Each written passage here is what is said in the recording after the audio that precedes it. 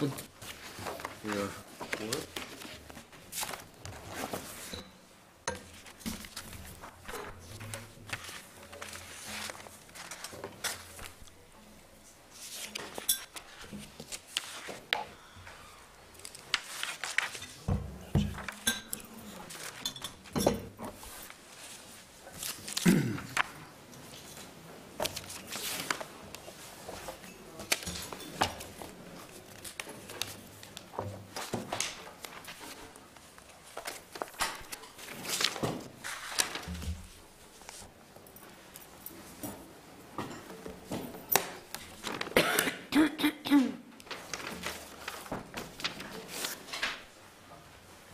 Members, could I formally welcome everyone here this morning to today's meeting of the Social Development Committee.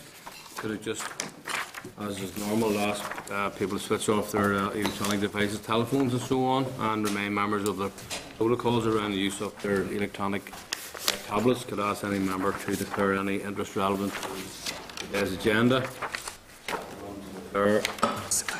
On to apologies. We have apologies from Al McCann. Any other apologies? Draft minutes, the minutes from the meeting of the 19th of February. They're at page 6 of your packs, members. Members content for the minutes of the meeting on the 19th of February to be approved as drafted. Great. Accuracy. Great, thank you. Chairperson's business, just a couple of items just to bring to your attention. Just to, for one, you'll see there that you have received a letter from the Minister to the report on the fact-finding exercise, and I would suggest that we deal with this in the session, but we have scheduled immediately after the routine public committee. Reading. Okay.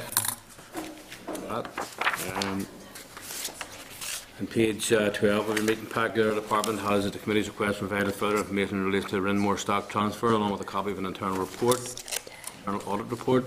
Members will recall the committee also with Mr Roundtree seeking clarification and further information on this statement to the committee.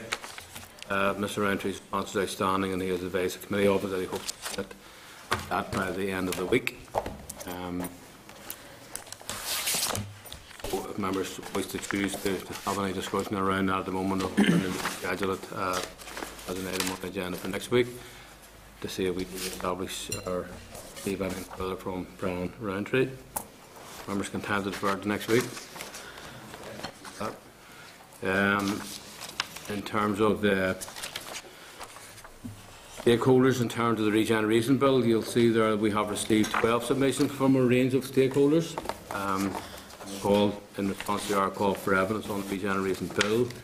There are a number of submissions from councils, for example, so what we were proposing here to do would be to invite NILGA, the overarching body representing the local interests, the interest of local councils, rather than each individual council, if that's appropriate. Or probably unless some council really insist on coming up and giving us evidence, we would not accede to that. But at this moment in time, we could try to arrange make a presentation. NILGA, members happy enough for that? Similarly for NICFA, and we also have a submission from Fermanagh Trust, which includes 30 signatories from 30 organisations. So again, could we seek to amalgamate some of these presentations, consolidate them? And in relation to that, then you'll obviously see there that we have been advised by the department that we expect to see some briefings from the Social Security Agency in relation to the welfare reform schemes in mid-March. And again, obviously that takes some time, some committee time up. So I think what we need to accept that the committee will need to establish that the next, at least probably the next 3 or 4 weeks, that the committee sessions on Thursday will be a longer session. I think we just have to accept that that'll happen, because we have to go through the inquiry business, we have to go through the routine business of the committee, and there's quite a few agenda. So members just need to understand that we're going to be here Thursdays for as long as it takes on Thursdays, at least for probably a full day. Now, it may not, depending on the evidence sessions and so on and so forth and how they proceed, but we have to provide for the evidence we gather, because we want to conclude our reviews on the regeneration, give that back to the department. We did say we would try to expedite that as soon as we can. Okay, so we're just putting ourselves on notice then that the Thursday meeting will be longer than have been heretofore for the most part. Okay.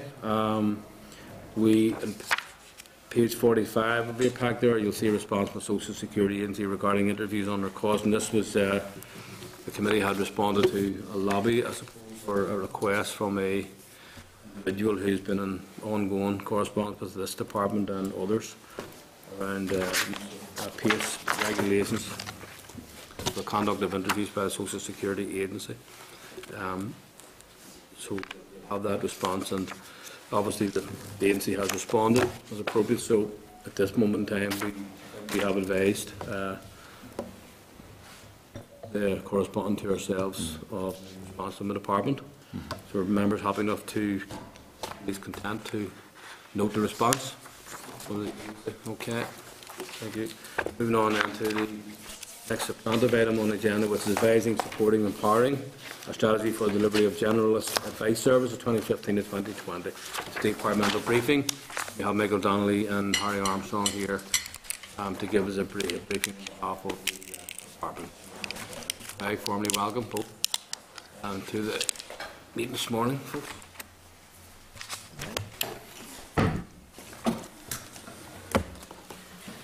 Good morning, everybody. So I'll leave it with yourselves. Sure, thank you very much. Certainly we welcome the opportunity to brief the committee again this morning on our ongoing work around the development of the new strategy.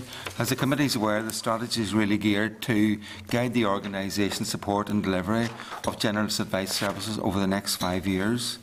As the committee is aware, the consultation paper issued formally in September 14 and formal consultation ran from September right through to the 14th of December. The strategy is really structured around a vision, strategic objectives and a range of key priorities for the delivery of voluntary advice services. And the key drivers are a number of things really around helping people to help themselves, promoting online and telephony methods of gaining access to advice, obviously important then as well, obviously the face-to-face, and building collaboration around the delivery of services. Our consultation, our initial feedback, we have analysed and we provided a report to the committee as part of the papers.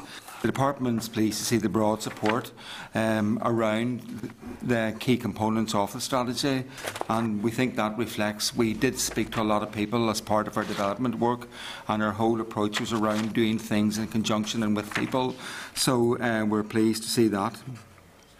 The next steps then, obviously we need to finalise the department's response to the consultation and finalise the detail around that. Our plan then is to publish that around April-May time and then move to the formal publication of the strategy itself around May, June, early summer. The most important action then, I think, as well, is hand in hand with that.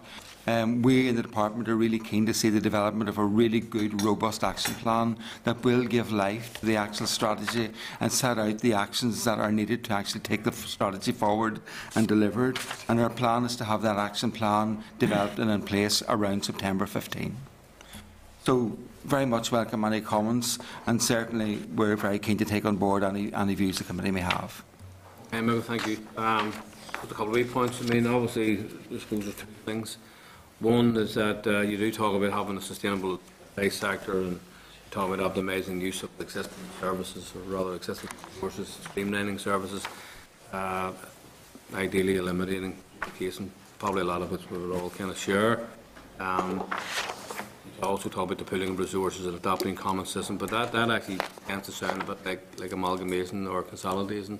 Can you maybe elaborate on that? Because obviously there are a number of very key organisations out there, but there are also some more independent organisations which are more localised, so to speak. So just to see if there's any kind of thinking which is like pushing people together rather than maximising the benefit of all of those sectors. And the second point, Michael, if you don't mind, would be in and around commitments made by the Minister in this week's discussions and the debate actually around welfare changes, around particularly in respect to the advice sector. So it may be too early for yourselves to have factored that in, but clearly, in my view, that would be an important element. Additional now you would have to discuss. So I'm wondering what point are you going to dovetail the discussion emanating from the Minister's assurances, given just this week, as to how that may evolve into this strategy here. And That's just a couple, two points. Yeah. Well, maybe start with the second point first. And, that discussion with the Minister has just happened. And I think it's important in that to say that officials from the Social Security Agency who lead on the welfare reforms are engaging directly with the Northern Ireland Advice Service Consortium around how the whole welfare reform agenda will take forward. But obviously the strategy will guide and sort of frame that as we go forward. And obviously it's something we need to look at as we do the action plan that I just referred to. On the first point around collaboration... I don't want to be interrupting your flow, but it might also be the strategy might also be informed by that discussion. Yeah, no problem. On the collaboration point then, what we mean when we talk about collaborative joined-up working, it's about getting all the players, seeing what is going on in the world of advice and all going in a direction. And maybe a good example of collaboration as we see it and describe it has been the work we've done over the last number of years with the main advice organisations and creating the Northern Ireland Advice Consortium, where you have the key players coming together to work strategically rather than just for portions of the advice sector.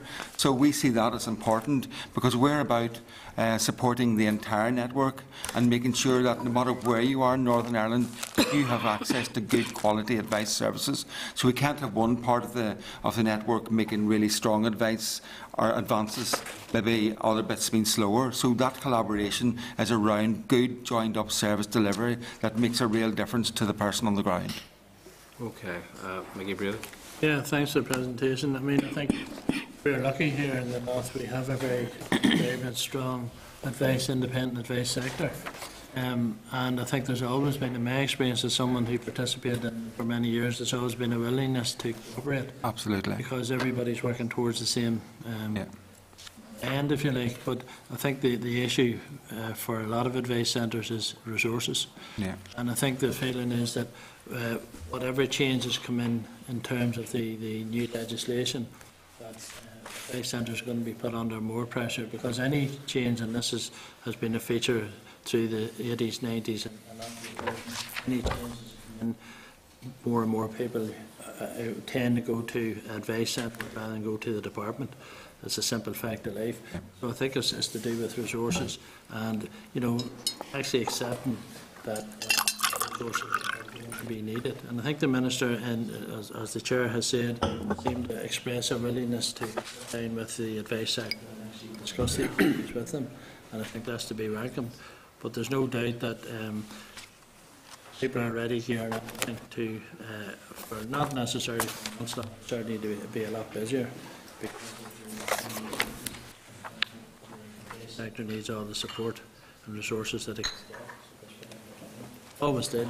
Yeah, and I suppose reflecting that, when the Department or the Minister launched the consultation on the 15-16 budget, the proposal in there is to protect funding to frontline advice services or to advice services in their totality. And the second thing then, obviously the discussion between our colleagues in the Social Security Agency and the advice sector is going to be important as we drive and go that forward. Another thing I think that will help that debate is that over the last number of years we have brought in a more joined up system of actually counting footfall, and we will look to that to see, is demand for advice services going up in particular areas? What does all of that look like? So all of those tools will really help us, look at some of the issues that we face as we go down the road and help us gear what we do to try and meet that need on the ground. Just could I say also that Daddy have been involved in funding debt advice in terms of mortgage advice. Yeah. It seems to me that there's not enough cooperation across the department, taking a view on that and getting together and actually discussing the best way forward for both departments and how that will impact and benefit the advice sector. Yeah, that's one of the things that came across my desk yesterday. Really just looking about how do we link out with others. We do have a government information and advice group where we get together with all departments and look at issues pertaining to the delivery of advice, and that's about joining up, how we in government approach and deal with things, and there's definitely a head of work to build and work on with that. Just in finishing, you mentioned, about online, and well, in my own constituency, one of the big issues is the lack of broadband. Yeah. So people can't access online, and particularly I mean, we have a large rural constituency, Yeah, and it's very difficult for people to access it is. and to actually then make claims online, or even sometimes in terms of the contacting a local office, because if you use a mobile, and a lot of people in benefit have mobiles. Yeah, It's not necessary. yeah, Cost a lot. appreciate that. Thank you. Okay, Paula? Thank you, Chair. And just to follow on from Mickey, I also worked for Citizens Advice Bureau for many years. Yeah. And I know their level of advice and a lot of other organisations and how high that is. But you have here in the strategic objective 3, if you just look under the appeals representation, we know as constituency MLAs the amount of appeals that are coming through our offices and how long that takes, how much of our time that takes. And I also know from working in the sector just how much of valuable time that takes up as well. You say here that a new model for delivery, the service should be considered. I mean, how that new model will look like. That's part of the piece of work that I believe needs to fit into the action plan, that really scopes out what does that look like and how can we move that forward. Because I do feel that the appeals will probably get higher as well as we go through welfare reform as well. And I absolutely know, and anybody that's ever worked in the advice sector will know, that that takes up such a large chunk of your time. Yeah. I know debt advice is another one that takes up a lot of time, but the appeals is definite. So I think it's very important that some sort of model is worked out in that, because you know there isn't going to be a massive amount of money to have just one appeals type advice. It actually came out in the consultation that is what was happening. There was a huge amount of time being spent in appeals. Somebody proposed the idea it would be much better for the advice sector and the social security agencies to work together to try and spot what was taken down, to try and get more decisions right in the first place, and reduce the need for the number of appeals. I think we would all be very happy if decisions could be right in the first place. I think it would save us all a lot of time and energy in putting in appeals. But I look forward to how that's going to progress. Okay, Jim? Sorry, Mickey, sorry, Jim.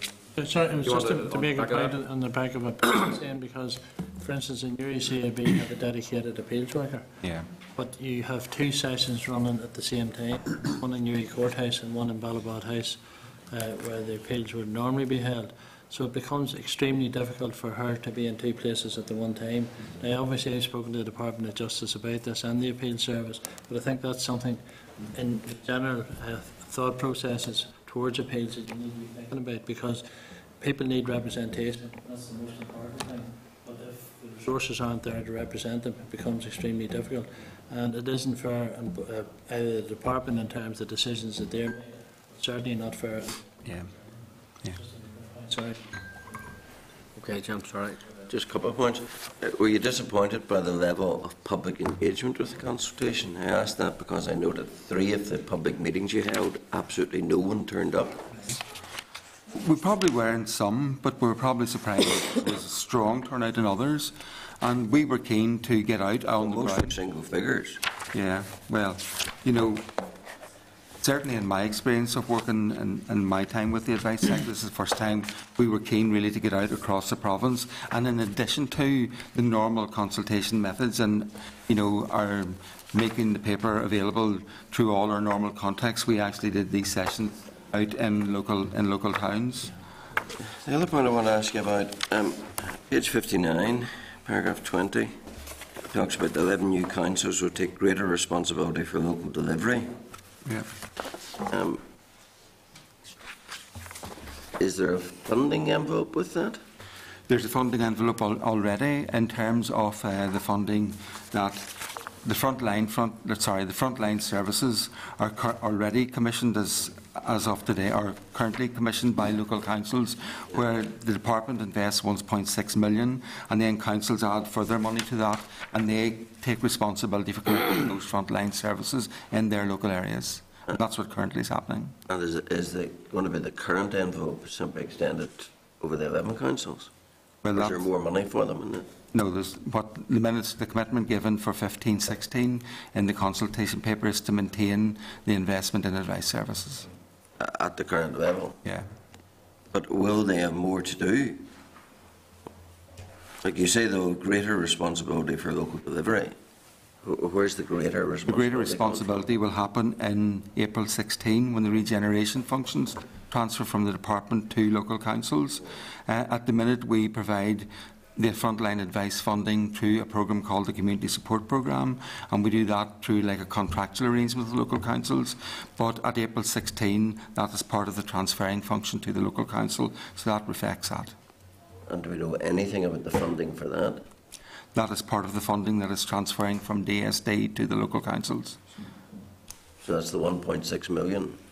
That is the 1.6 CSP million, and that's going to be tied in then with the wider transfer of generation functions from the department to local councils. But you're not anticipating the 1.6 million increasing in consequence of the regeneration functions? Not at this stage, but at this stage we've looked at the budget for 15-16 and we haven't looked at 16-17. So, Are they able to spend the budget they get? yeah. Okay. If it brings some in there, it's just, I mean, some of the organisations expressing ongoing concerns around the delay in application for funding, so for that particular circle, given Yeah. the last answer there. Yeah, well, in terms of funding for this year, obviously the budget decisions, came later than we normally would have expected.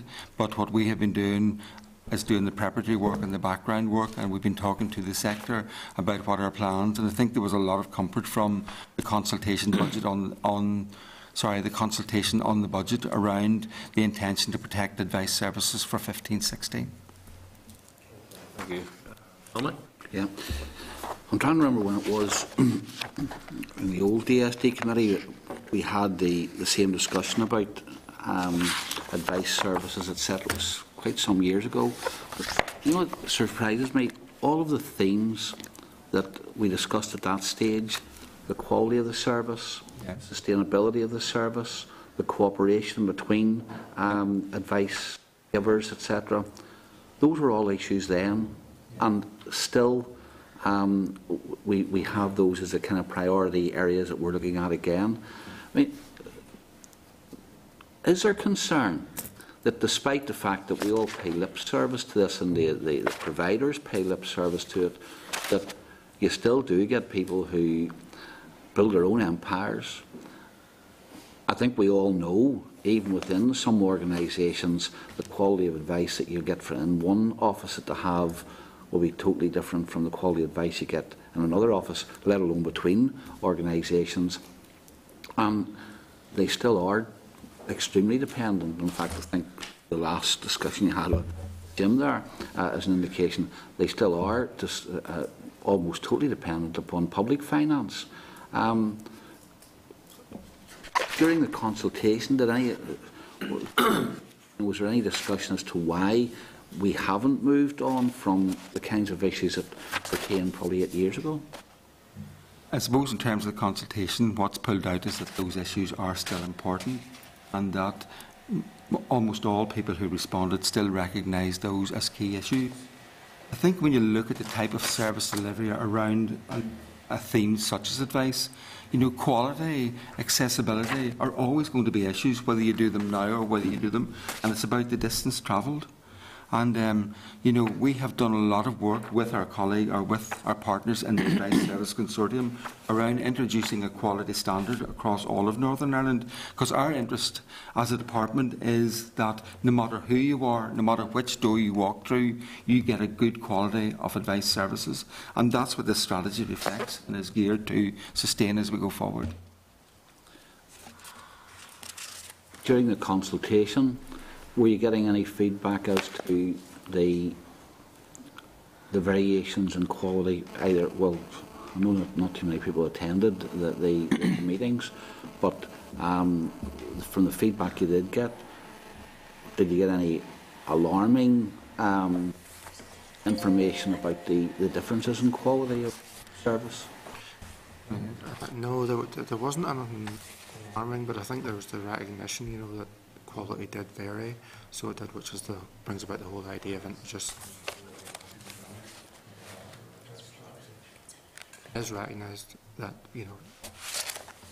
vary a little bit. It is about trying to bring in one single standard that everybody agrees on, both funders and the advice sector.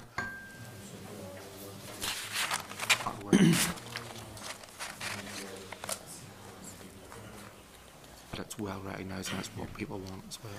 That's why we have worked very closely with the Advice Service Consortium to get that agreed standard across the piece. And just one final question.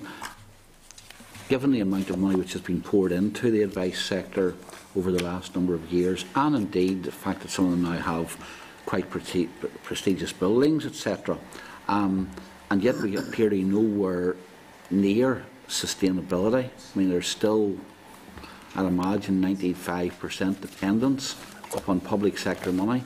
Is it realistic to think that given the kind of people that they're serving, that they're ever going to be in a position where they can charge for services or make themselves sustainable?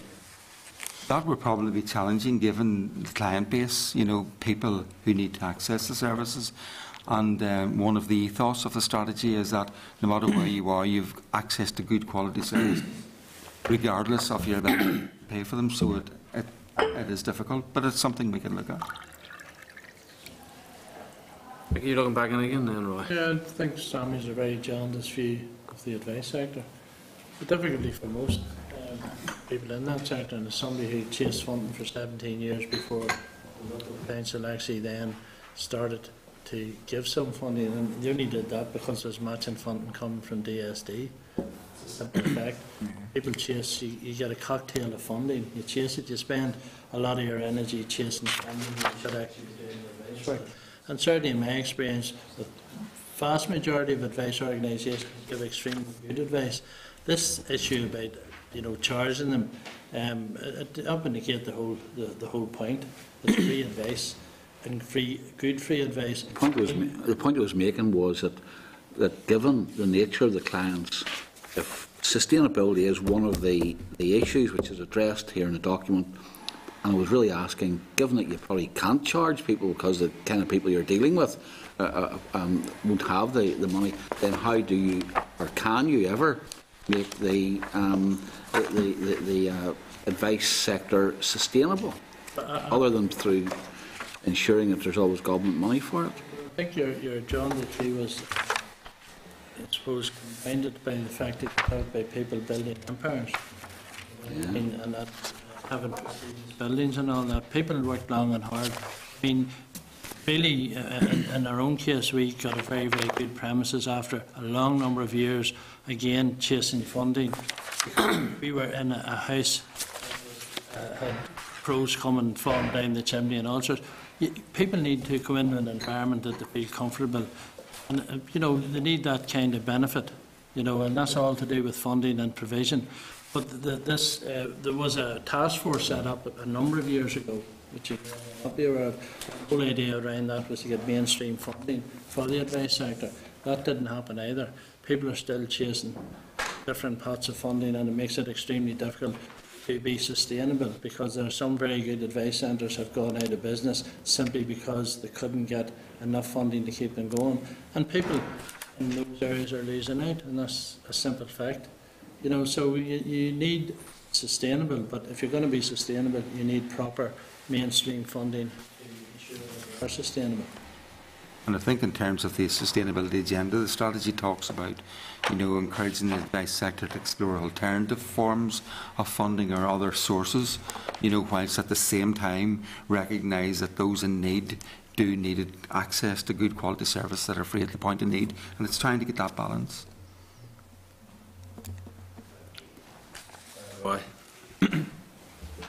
You've carried out a very extensive public consultation. I think there's 15 different venues where you've gone out to consult people, with varying numbers coming along, varying 0 to, I think the biggest group was 23.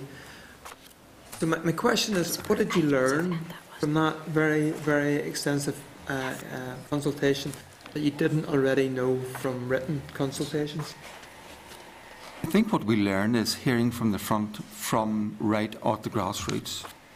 And I think it's important, you know, We're based in Belfast, and we're responsible for developing a strategy across all of Northern Ireland. So what I have felt as we've worked our way through development is we need to speak to people, and we just can't assume what works in one area. You know, we need to take account of these views. So what we've learned is the interest across the region and the interest in people to get involved and have the conversation about it. That as well. One of the things we did get out of it was an awful lot of people coming forward with suggestions about how we would actually do things. I think that was very helpful. Probably all the comments we got were around how you might actually go and put these proposals into action. So there's a lot of good ideas come out of that. So That was good if there's something constructive came. Okay, thank you. There's no other members indicating. A couple of points if we could just follow on, if you don't mind. It's actually interesting. One of the encouraging things for me is that all of the parties, it appears to me, and all of the members of the Assembly all subscribe to the idea and the concept that it's important that there is independent advice out there for people. And all the MLAs themselves and their colleagues will provide advice themselves from their advice centres.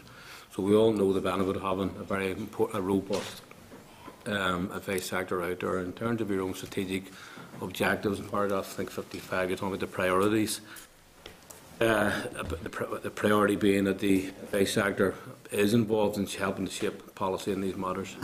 The quality of engagement between the department and the sector is critical in this.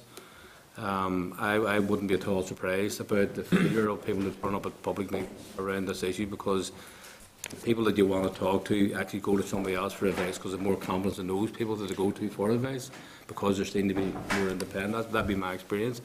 Now, in terms of funding, I mean, it's interesting, one of the notions that I had in my head, like, we all know that there's a high success rate on appeals, for example. That's in the main attributable to the advice that the claimant has then received from an independent advice source, and people who carry out tribunals, for example.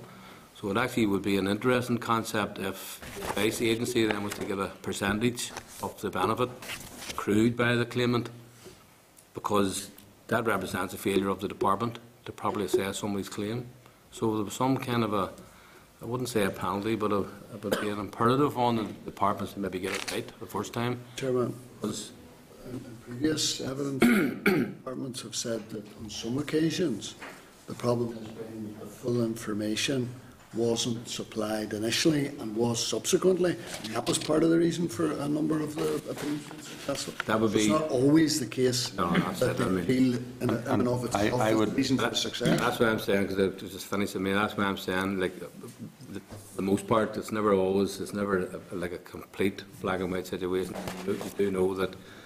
Obviously, part of the issue around welfare reform, for example, around assessments, is that there is a need to get the information up front in the first place, and that wasn't the process in that particular aspect. I'm just making a general point, and the department here has been very upfront and acknowledging. I don't think any of us would know that there's been any one single project around taking up benefits, for example. And advice isn't just about benefits; it's about housing and other issues, employment, tribunals. But at the end of the day, the point I would make is that. If people have access to that kind of advice and support, it has invariably led to people getting more of their entitlements than what had up until that point received. So that shows to me there's a deficiency in the bureaucracy of confidence in the systems, so therefore they do need to go and talk to somebody independent. And I think that's important, and everybody recognises that in society.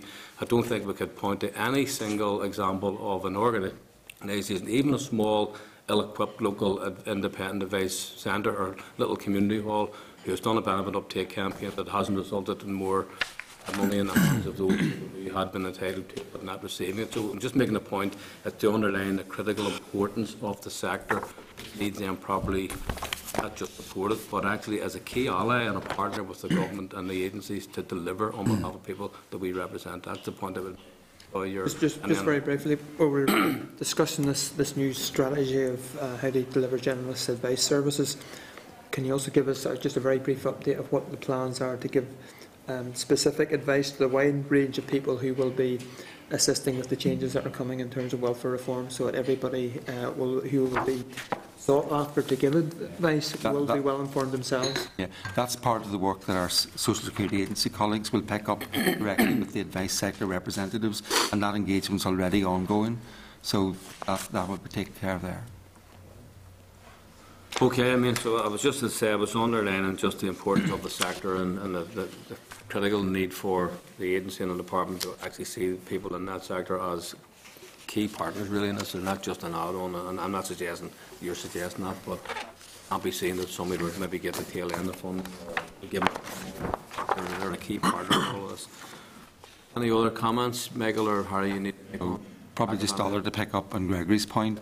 You know, I'm not that close to the social security system, but I do suspect if officials from the agency were here, they would point a lot of cases to new evidence emergence in the appeal process, but I'm not that close to it. I suppose the second thing then as well is around, you know, the department has promoted a lot of benefit take-up campaigns.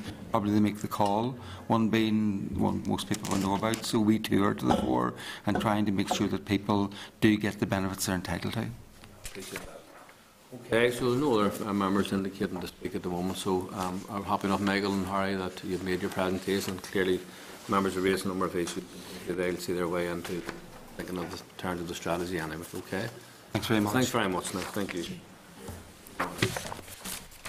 Okay, members, then we have the next item, which is supporting People Fund. We have a briefing from Unison.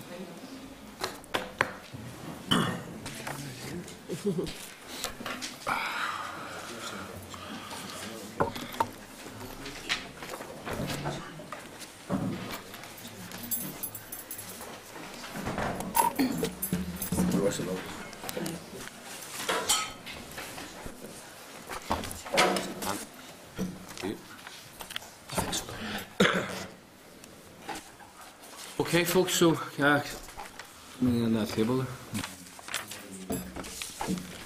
I'm missing your other duty. Okay, so just formally open this particular section then on with a briefing from Unison. Unison, as I've already said, supporting People Fund. Thanks, Doris. Members, your briefing papers on page 94 of your electronic pack. And we have Brian Peelan, Niall McCarroll, Charlie Green, Susan Scullion and Maura Wilson. So you're all very welcome here this morning, and you have already provided us with a submission, but I'll leave it open to yourselves in the first instance then to make your presentation to the committee as you feel you need to maybe add, underline some of the key points of your submission. Hello. Right. Alex, how you doing? Just go ahead then, yeah? Yeah, please. Well, we're here part of a delegation from the Unison Community and Voluntary Sector branch to talk really about the issues within the community sector that are affecting services and staff working within those services. And there's a number of things that I would just like to bring to your attention in relation to what is going on within the community and voluntary sector in terms of the treatment of staff, the terms and conditions of employment, and the impact that's having on people who are carrying out invaluable support for very vulnerable people. So in terms of terms and conditions of employment within the sector, there's a lot of people working for organisations getting a minimum wage, £6.50 an hour, and the work that they do does not, the value of the work that they do to the community and to the individuals and their families does not anyway come anywhere close to £6.50 an hour. And we would like to impress upon yourself, the DSD committee, who are responsible for supporting people funding and allocating it, that at the minute within these organisations, can I name organisations here? Yeah. Yeah. Within organisations like Apex Housing, Neve Inspire, Simon Community, whenever the money is allocated to these organisations, it's 3 or 4 people at the top of these organisations determine first of all the salaries they get, and then they determine what the frontline staff get, and they also determine what sickness policy they get, whether they're entitled to double time on Christmas Day, etc. And we would like the DSD committee to possibly build into the funded application some sort of social clause that when money's been allocated supporting people to whatever service it is, that there needs to be more of a scrutiny, more monitoring on these organisations because staff are really struggling, and they haven't had a cost of living increase in maybe 10 years now. And from organisation to organisation, which are being funded by the same body, the terms and conditions are so different. It's so frustrating for people. But if you're a cook or a cleaner and you work in Altnagalvin Hospital, you get the same money as a cook or a cleaner in the city hospital because it's all done bands.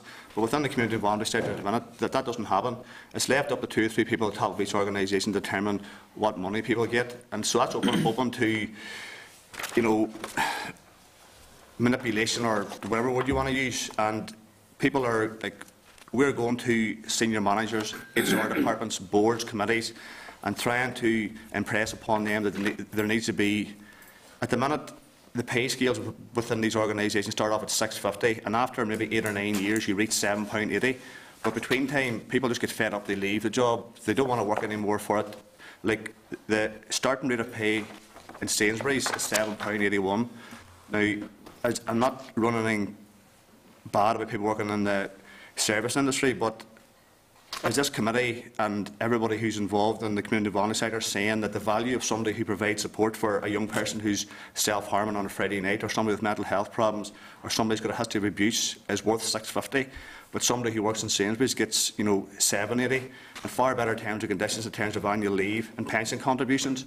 So there's a big issue about value on the job that people do. And for example, within Apex Housing at the minute, which is vying to take over from the housing executive, if you work in the head office or you're part of the management team, you get 6 months full sick pay. But if you're a frontline staff member working with people with addictions or whatever, you get no sick pay. So if you're assaulted at work or you get cancer or some serious long-term injury, you go on statutory sick pay right away. You still got your mortgage to pay for, you still got your family. But if you work in the head office now, who determines that? That's left up to 2 or 3 people at the top of these organisations to say. So they're saying that if you work in the head office, you get 6 months full sick pay. But if you're working on frontline services, you get nothing. So that's something that really needs to be, looked at, or there needs to be some sort of scrutiny in relation to that. And then from organisation to organisation to exactly the same funders, some people are paying double time for Christmas Day, and you get double time for Christmas Day, Boxing Day and New Year's Day. All our organisations don't give anybody anything. It's a flat rate. But if these organisations bring in agency staff, they're coming in and getting double time. So you've got a staff member who's working there all year long, who's got responsibilities for key working, knows the clients inside out, does the majority of work on that shift, and they're getting $6.50 an hour on Christmas Day. But somebody who's brought into this organisation as part of an agency is getting double time. That's just wrong. It's not fair. The mileage allowance as well is another thing, that if you provide home help or you have to use your own car for work, some organisations don't give any mileage allowance at all. So people are using their own wages in order for them to carry out their work. So technically, if they're getting £7 an hour to do that, because they're using their own money to pay for their mileage, and they're falling below the minimum wage. But that doesn't seem to be. Whenever we raise these issues with senior managers within these organisations, I was involved in a case recently, Neve Inspire, where the staff who worked in Mulhern Close and Omagh, 26 of them put in a collective grievance against the pay, $6.50 an hour. And what we were told is that it's in line with the sector. That's what the answer was. And I asked the lady who was sitting across the table from me, but do you think it's $6.50 proper money for the work that your staff do? It's in line with the sector. That's what the answer was. Neve Inspire opened up a brand new project in Belfast there last week or week before. I asked the question, you're opening up projects and whatever. The answer was, we have to grow the business. I said to her, that's a wrong word to use when you're providing support for vulnerable people business. We all understand that you have to live within budgets, but to class Neve Inspire or Simon Community or anything else as a business, these people's mindsets are wrong. So they're growing organisations on the back of staff who are getting $6.50 an hour. So it's very frustrating. The sleepovers is another thing within organisations, that organisations are saving money. That the sleepover is that if you work till 11 o'clock at night, then you go to like a room on the project, you go to sleep from 11 till 8 o'clock in the morning, they're paying staff £25 or £30, depending on the organisation, which is about £1.20, £1.30 an hour, which is in breach of the minimum wage legislation. We have argued this year on year, but because there have been a few successful cases through the courts, they've now they're now going about to change this. But this is the sort of people that we're talking about that are, determined in terms and conditions of employment for staff. They're giving staff $1.20 an hour. Now, the argument they say is, well, you're sleeping, but that's a nonsense, because you're not at home, you're at work. You should be getting your properly hourly rate. So, I mean, these organisations all get the same funding, but within each organisation, the terms and conditions are so different that it's open to manipulation. And we just asked you that. I know you've probably heard it before about a social clause built into funding or whatever, that you have to pay your staff this much, you have to give them sick pay, whatever. But there needs to be more of a scrutiny from this committee when it comes to these organisations, because they just look after themselves, and they don't. Not them all, but a lot of these organisations are not looking after their staff. And in terms of people's job descriptions, within the community and voluntary sector over the last number of years, the type of client group that people have been asked to work with now has changed so much. There's people on probation, there's registered sex offenders, people with mental health issues, people with abuse, domestic violence. But before, like 4 or 5 years ago, we were only working with the same client group. But now, due to that continual outsourcing from the statutory bodies into the community sector, everybody's just been, you've been asked to provide support with some very difficult clients, but as I said, you're getting $6.50 an hour, etc. And one particular project, Jefferson's Court Young Persons Project, 25, 26 young people live in that project. Staff are getting blood flicked at them at night time. They're coming down self-harming. These young people are really problematic. They've got issues, a history of abuse. They may have lived all their lives in children's homes, but that's fine. We're there to help them and provide support, but somebody needs to be helping the staff, because at the minute, whenever people get paid, 1 week after they get paid, there's no money left. Once all the bills are paid for, the staff themselves are at risk now of losing their own homes. There's an increase of alcohol abuse within staff. Stress levels are going through the roof. And that's all because people don't have any money, and they're expected to go in and provide a valuable service to very vulnerable people. But these organisations don't view the staff as anything else within a commodity. And we have heard it repeated and repeated and repeated, that if you don't like the job, leave. And that's what happens. People just get fed up when they leave. New staff come in, they're not as experienced as I've worked along with some very, very committed people over the last 25 years in the community voluntary sector, and people are leaving. They're going to work in done stores, whatever, less stress, far better money. And why wouldn't you do it? But the thing is, the vulnerable people are losing these people who know how to turn their lives around, and that's having a massive impact. So, in terms of the service users themselves, there's less and less money now coming into the sector for activities for them, and due to the job losses that are potentially going to happen through redundancies, there's going to be a high staff turnover. That's going to have an impact upon the services that use fund, and as good staff are being replaced by less experienced staff. And there was a recent case that we were involved in, just to give you an example of how funding is being manipulated by these organisations. RQAA carried out an inspection into Mulherron Close in Omagh. There were some very damning aspects of the report and recommendations, and up until RQAA came in, the staff who worked there were cleaners, were cooks, and providing support. But because they had so much cleaning to do and so much cooking to do, they weren't able to provide support. So RQAA said to this organisation, these staff are support staff. They're here to support service users, not clean, not cook. So all of a sudden, the money appeared for a cook and a cleaner, which was always there. But they expect the staff to do these jobs on top of what they're doing. And whenever we were up looking for an increase in the hourly rate, I asked the question, where did the money come for the cook and the cleaner? That money's been saved over the last 9, 10 years in this. But RQA came in, they got a cook, they got a cleaner, and everything's grand. But there's nobody saying, where'd that money go that was there before, etc. So, I mean, I don't want to sort of go round and round circles about it, but there certainly is a need for the DSD committee, and hopefully this meeting here is not just the only meeting we have. We'd like to have maybe 1 or 2 members, maybe open communication with us of what's going on, because there's staff are really, really struggling, and we would ask you to back our living wage campaign, that the minimum wage should be removed completely from this type of work. It's not fair. You get more money working in a shop than you do working. So, and one of the things that I would like a wee bit of clarity on is that before Christmas, the DSD committee allocated money to organisations before Christmas? No, 2-3% came from the DSD. There was money came for service users, they all got £30–40 or whatever, and then there was money given to organisations. I just have to say, for the record, this committee doesn't distribute any money. This is not the department, this is a scrutiny committee. So the department would allocate funding. The committee doesn't have any responsibility.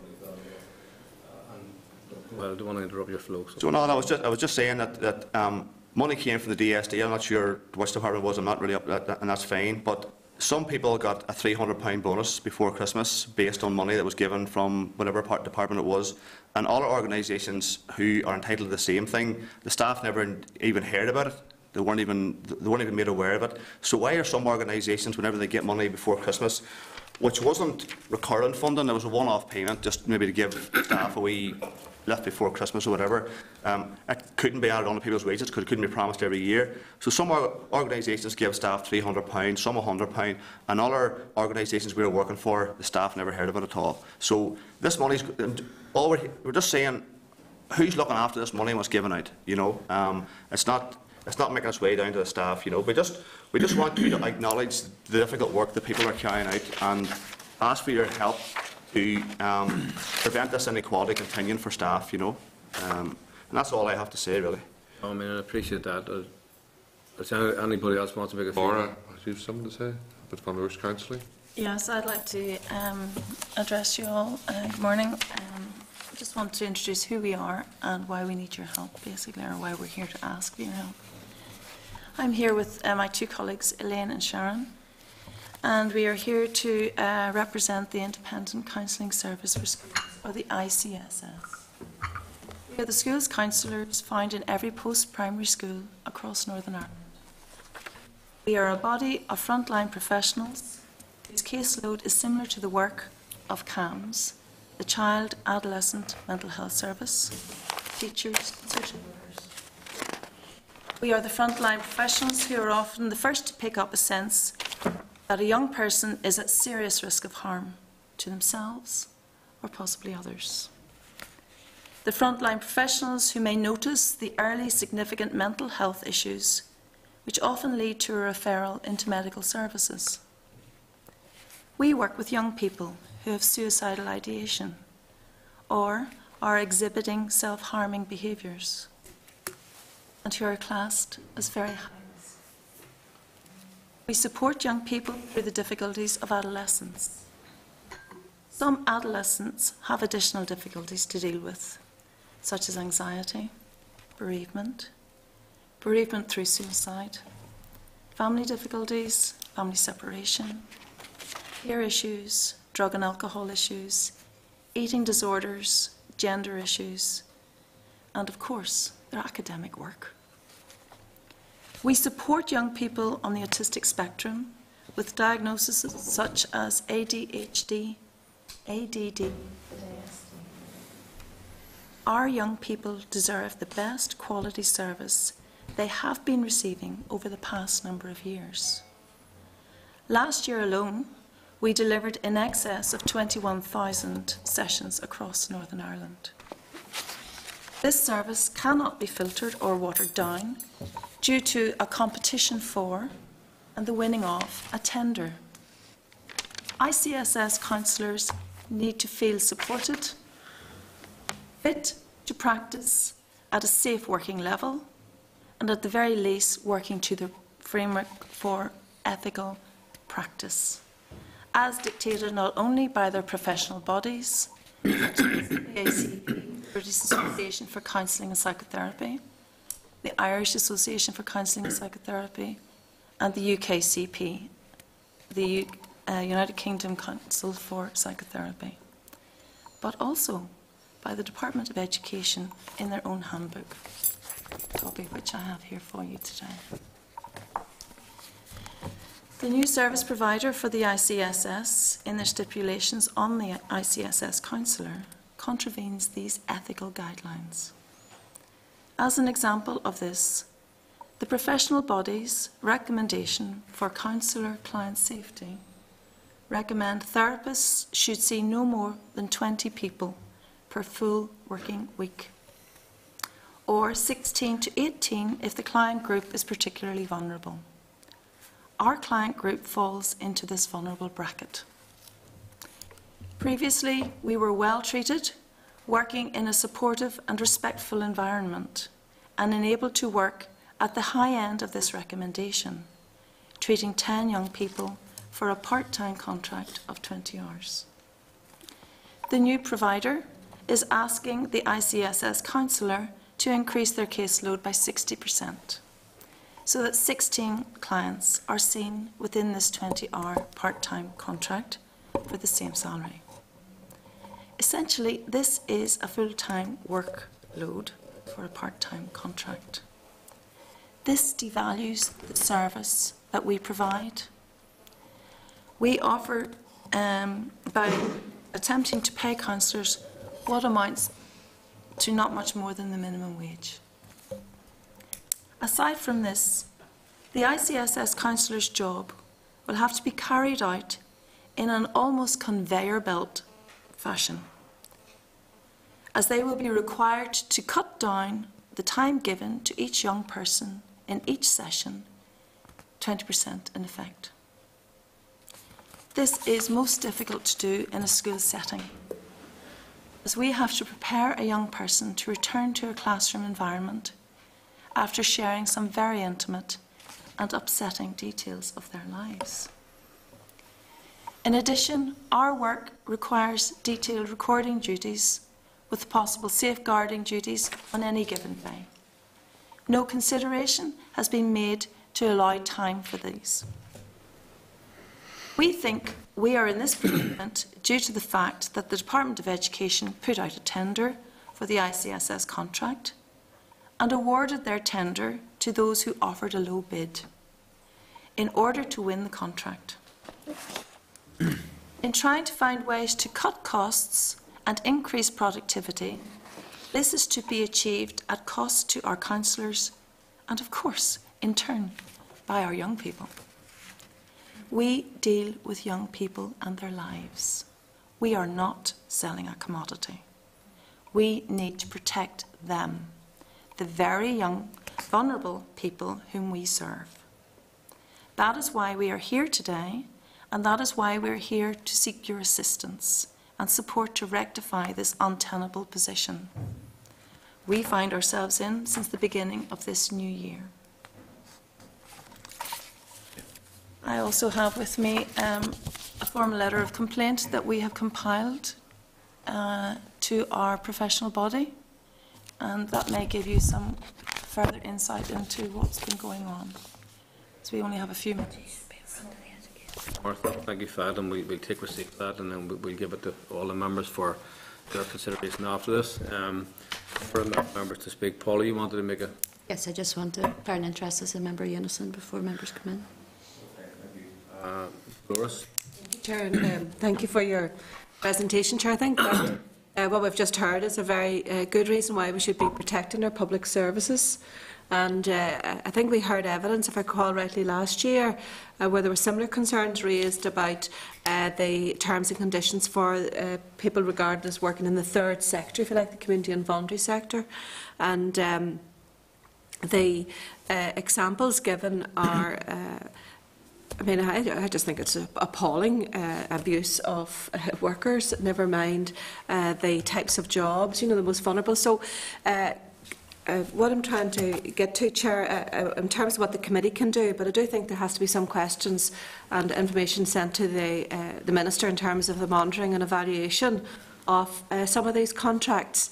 And I do know that my colleagues, when they were DSD Minister, had concerns about the high salaries garnered by some at the top of some of the housing association organisations, and how that didn't filter down throughout the organisation. So, Chair, just on the basis of social clauses and perhaps too on the number of staff that are currently employed, I mean, it would be useful maybe to have some more statistical evidence if you had that in terms of the number of workers affected, the salary rate and the comparisons then across to the other side, because I do think there has been a drive to increase social enterprises, you know, because obviously the profit the ideology is the profit goes back into better services in the community, but that's not your experience at all. So I'm just wondering, in terms of the number of people affected, what statistics you can share with us,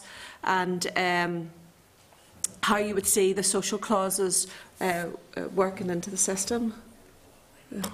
Yeah, sure. Well, I mean, it's widespread across the sector, really, you know, and housing associations are probably the worst of all the providers, you know, in terms of the way they treat their staff. But in terms of how many people are getting the minimum wage, how many people, I can certainly provide that for you in terms of the sickness policy between each organisation, how it differs. I have no, but I have to go away and get that properly for you, but that's okay, Dolores, yeah.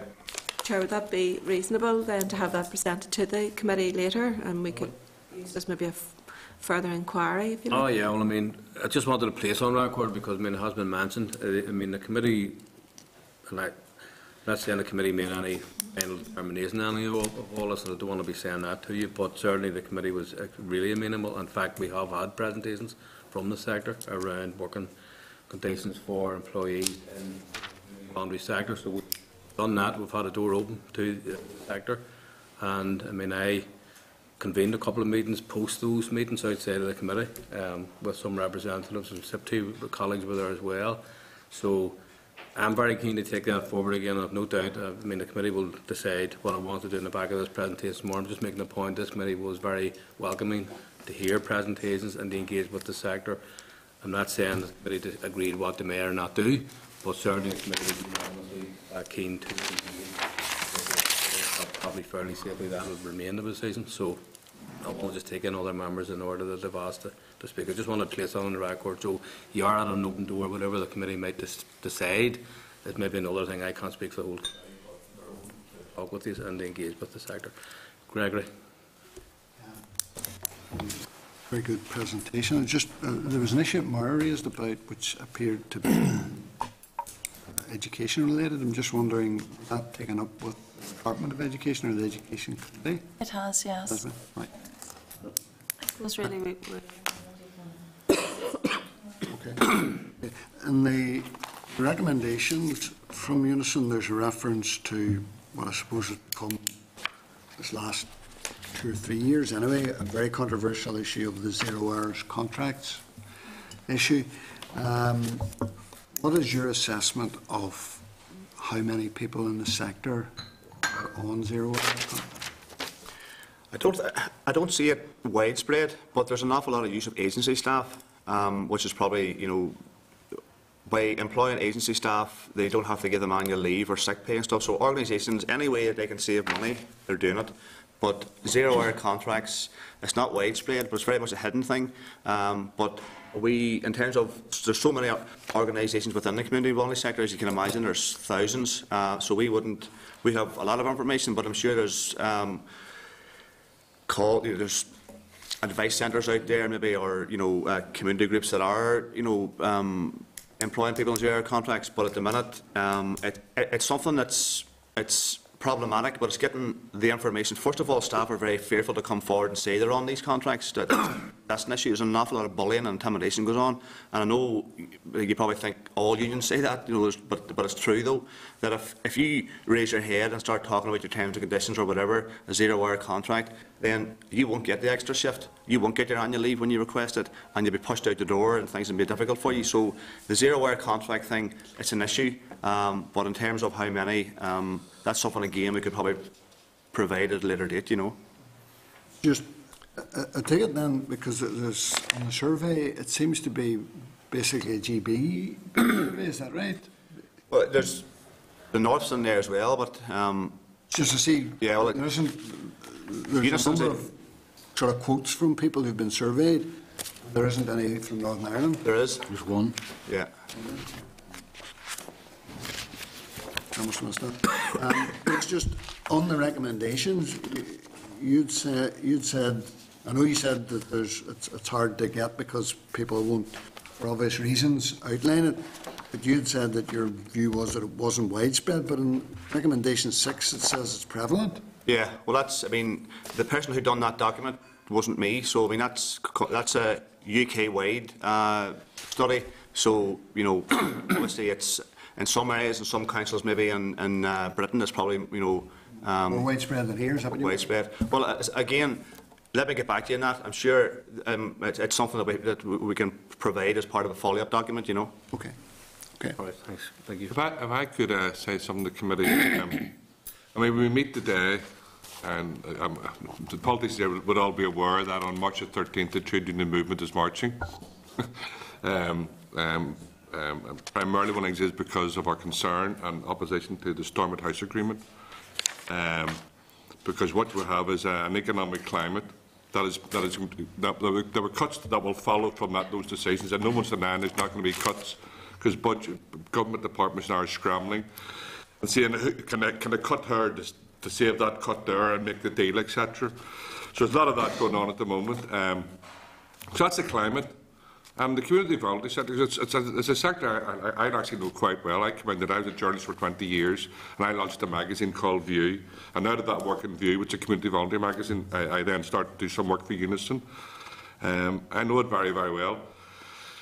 And it's like, and the reality of the community volunteer sector, it's called that, but it's such a loose term of the organisations who make up in it. And the organisations who make up in it, some are very good, some are not so good, some are a bit ambitious, some have just struggled on for years and very difficult. But the point is they all get funding from government. Majority of them get funding from government.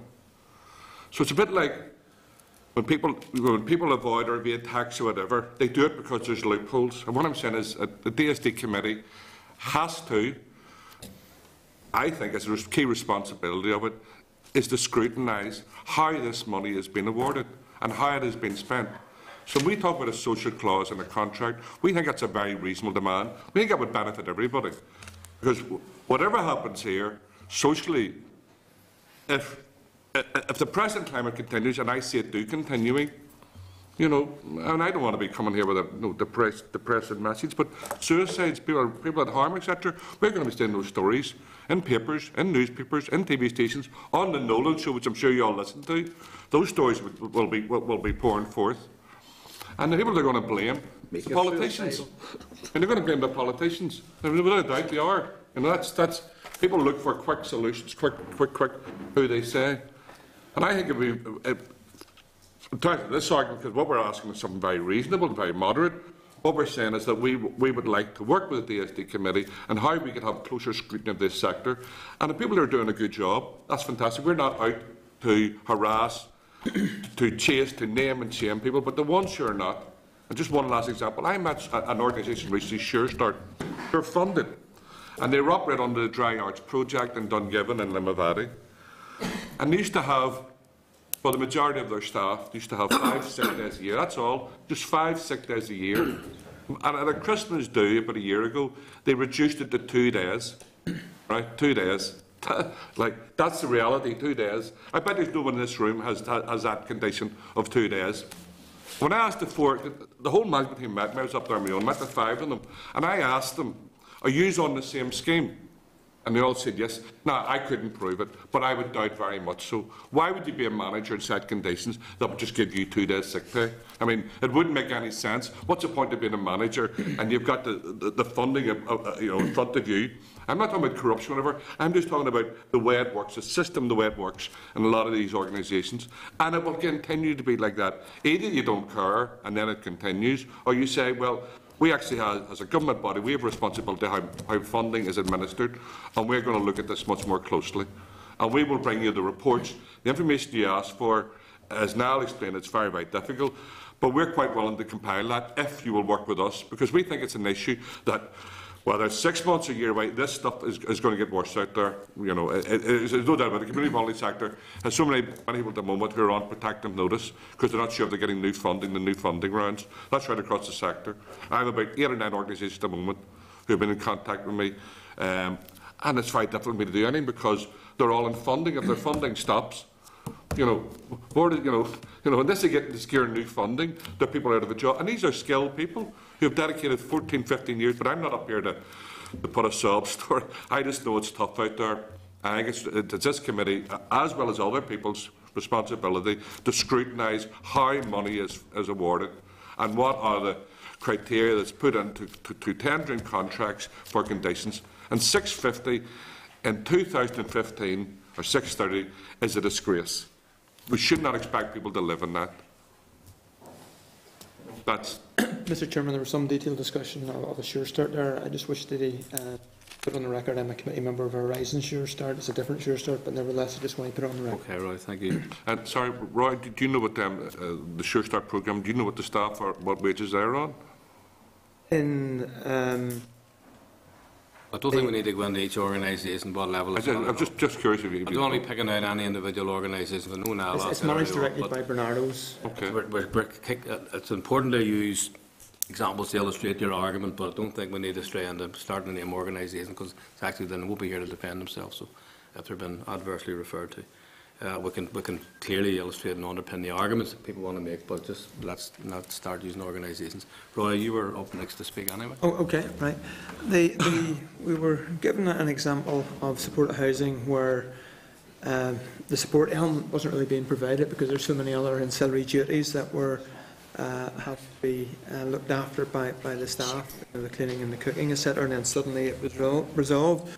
So my question was there any sense of resolving that problem? Was it an internal problem with the organisation in terms of penny pinching, or was there insufficient funding given to the organisation from the departmental sources to enable them to carry out the duty within what they were required to do? So where did the resolution come from? Yeah, well, I mean, as we all know, the budgets are sort of set. Whenever we're not here asking for more money, but there is enough money going to these organisations to, pay people more money, staff. Now, what happened within that organisation was a staff member whistle blew. That staff member, over a period of months, lost his job. He was stitched up, which happens in a lot of these cases.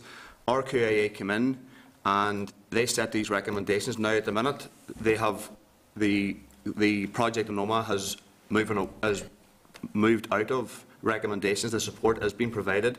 There wasn't any extra funding. Well, that's what I'm saying, is that the money was there for a cook and cleaner all along, but these organisations they're manipulating the funding they get. They don't employ cooks and cleaners. They got no more money, so the money was there. They got it whenever they were told to get it, but for as long as they can, they'll try and get away with it without actually employing a cook and cleaner. So no, there was no increase. It was only whenever our RQA came in after the staff member whistle blew that this happened. The other issue that you raised, I was particularly interested in, because I had heard stories of it similarly before, in terms of home helps, that the travel between clients is unfunded, and yet they're on still a relatively low wage. Has there been any detailed work done, or because that does strike me as a very abusive relationship, that you're meant to travel, and it could be a 15-minute travel between visits, it could be half an hour travel, no one knows, and that's unfunded. Have you got any more information about that, and what are your suggestions as to how that could be resolved and that abuse prevented in future? Well, again, I don't really want to name any home help agencies as such, but you all know there's loads in every county. But again, it's about the money they get. They're not allocating the money to the staff, and they're asking staff to use their own cars, and they have to buy their own uniform. And then if they leave the organisation, they have to return the uniform. And if they don't, they'll be docked at the end of their wages. They're being told now that where before they had to do maybe call out to an old lady, make her dinner, put the fire on, whatever. They're just calling them for 5-10 minutes, and they have to go. And if they're not at the other address within a certain time, you have people phoning from the office, these managers who are coming down hard on them because they want as many clients and contracts as they can get, but it's not actually helping the people in the community. It's just like a tick in the box type thing.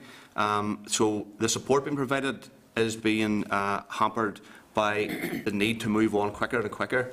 But all we're asking is that if these organisations get funded to provide home help, then they should pay their staff mileage allowance, because at the minute they're getting the minimum wage, then they have to use their own car. The wear and tear of the car, possibly have to add on business insurance as well. So in order for these people to do their job, providing support for vulnerable people, they're using their own wages to do it. And organisations, the people at the top of these organisations, they're all getting £55,000, £60,000 a year, real good pension contributions.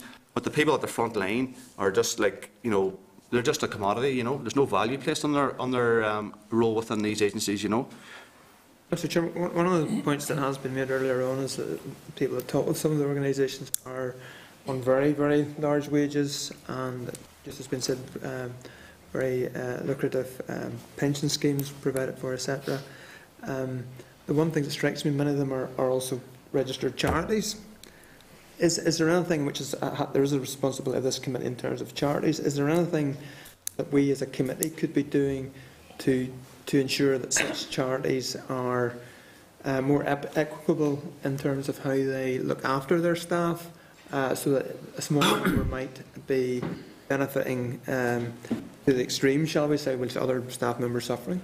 Well, there are a number of, I suppose, cross-references that some, I think Gregory alluded to one earlier on there. I mean, there's obviously issues which are specifically related to education department, or some which would be health department, obviously. There are some, obviously, with the DL committee around 0 hours contract and those types of conditions. So clearly, in my view, we have to put all that in the mix and see what we want to do when we come to make our full deliberation on the presentation this morning. So we look at it in the round and then work out where we need to address, either by some other government department or agency to do that. So yeah, there are, short answers, there are a number of cross-references we'll have to make on this.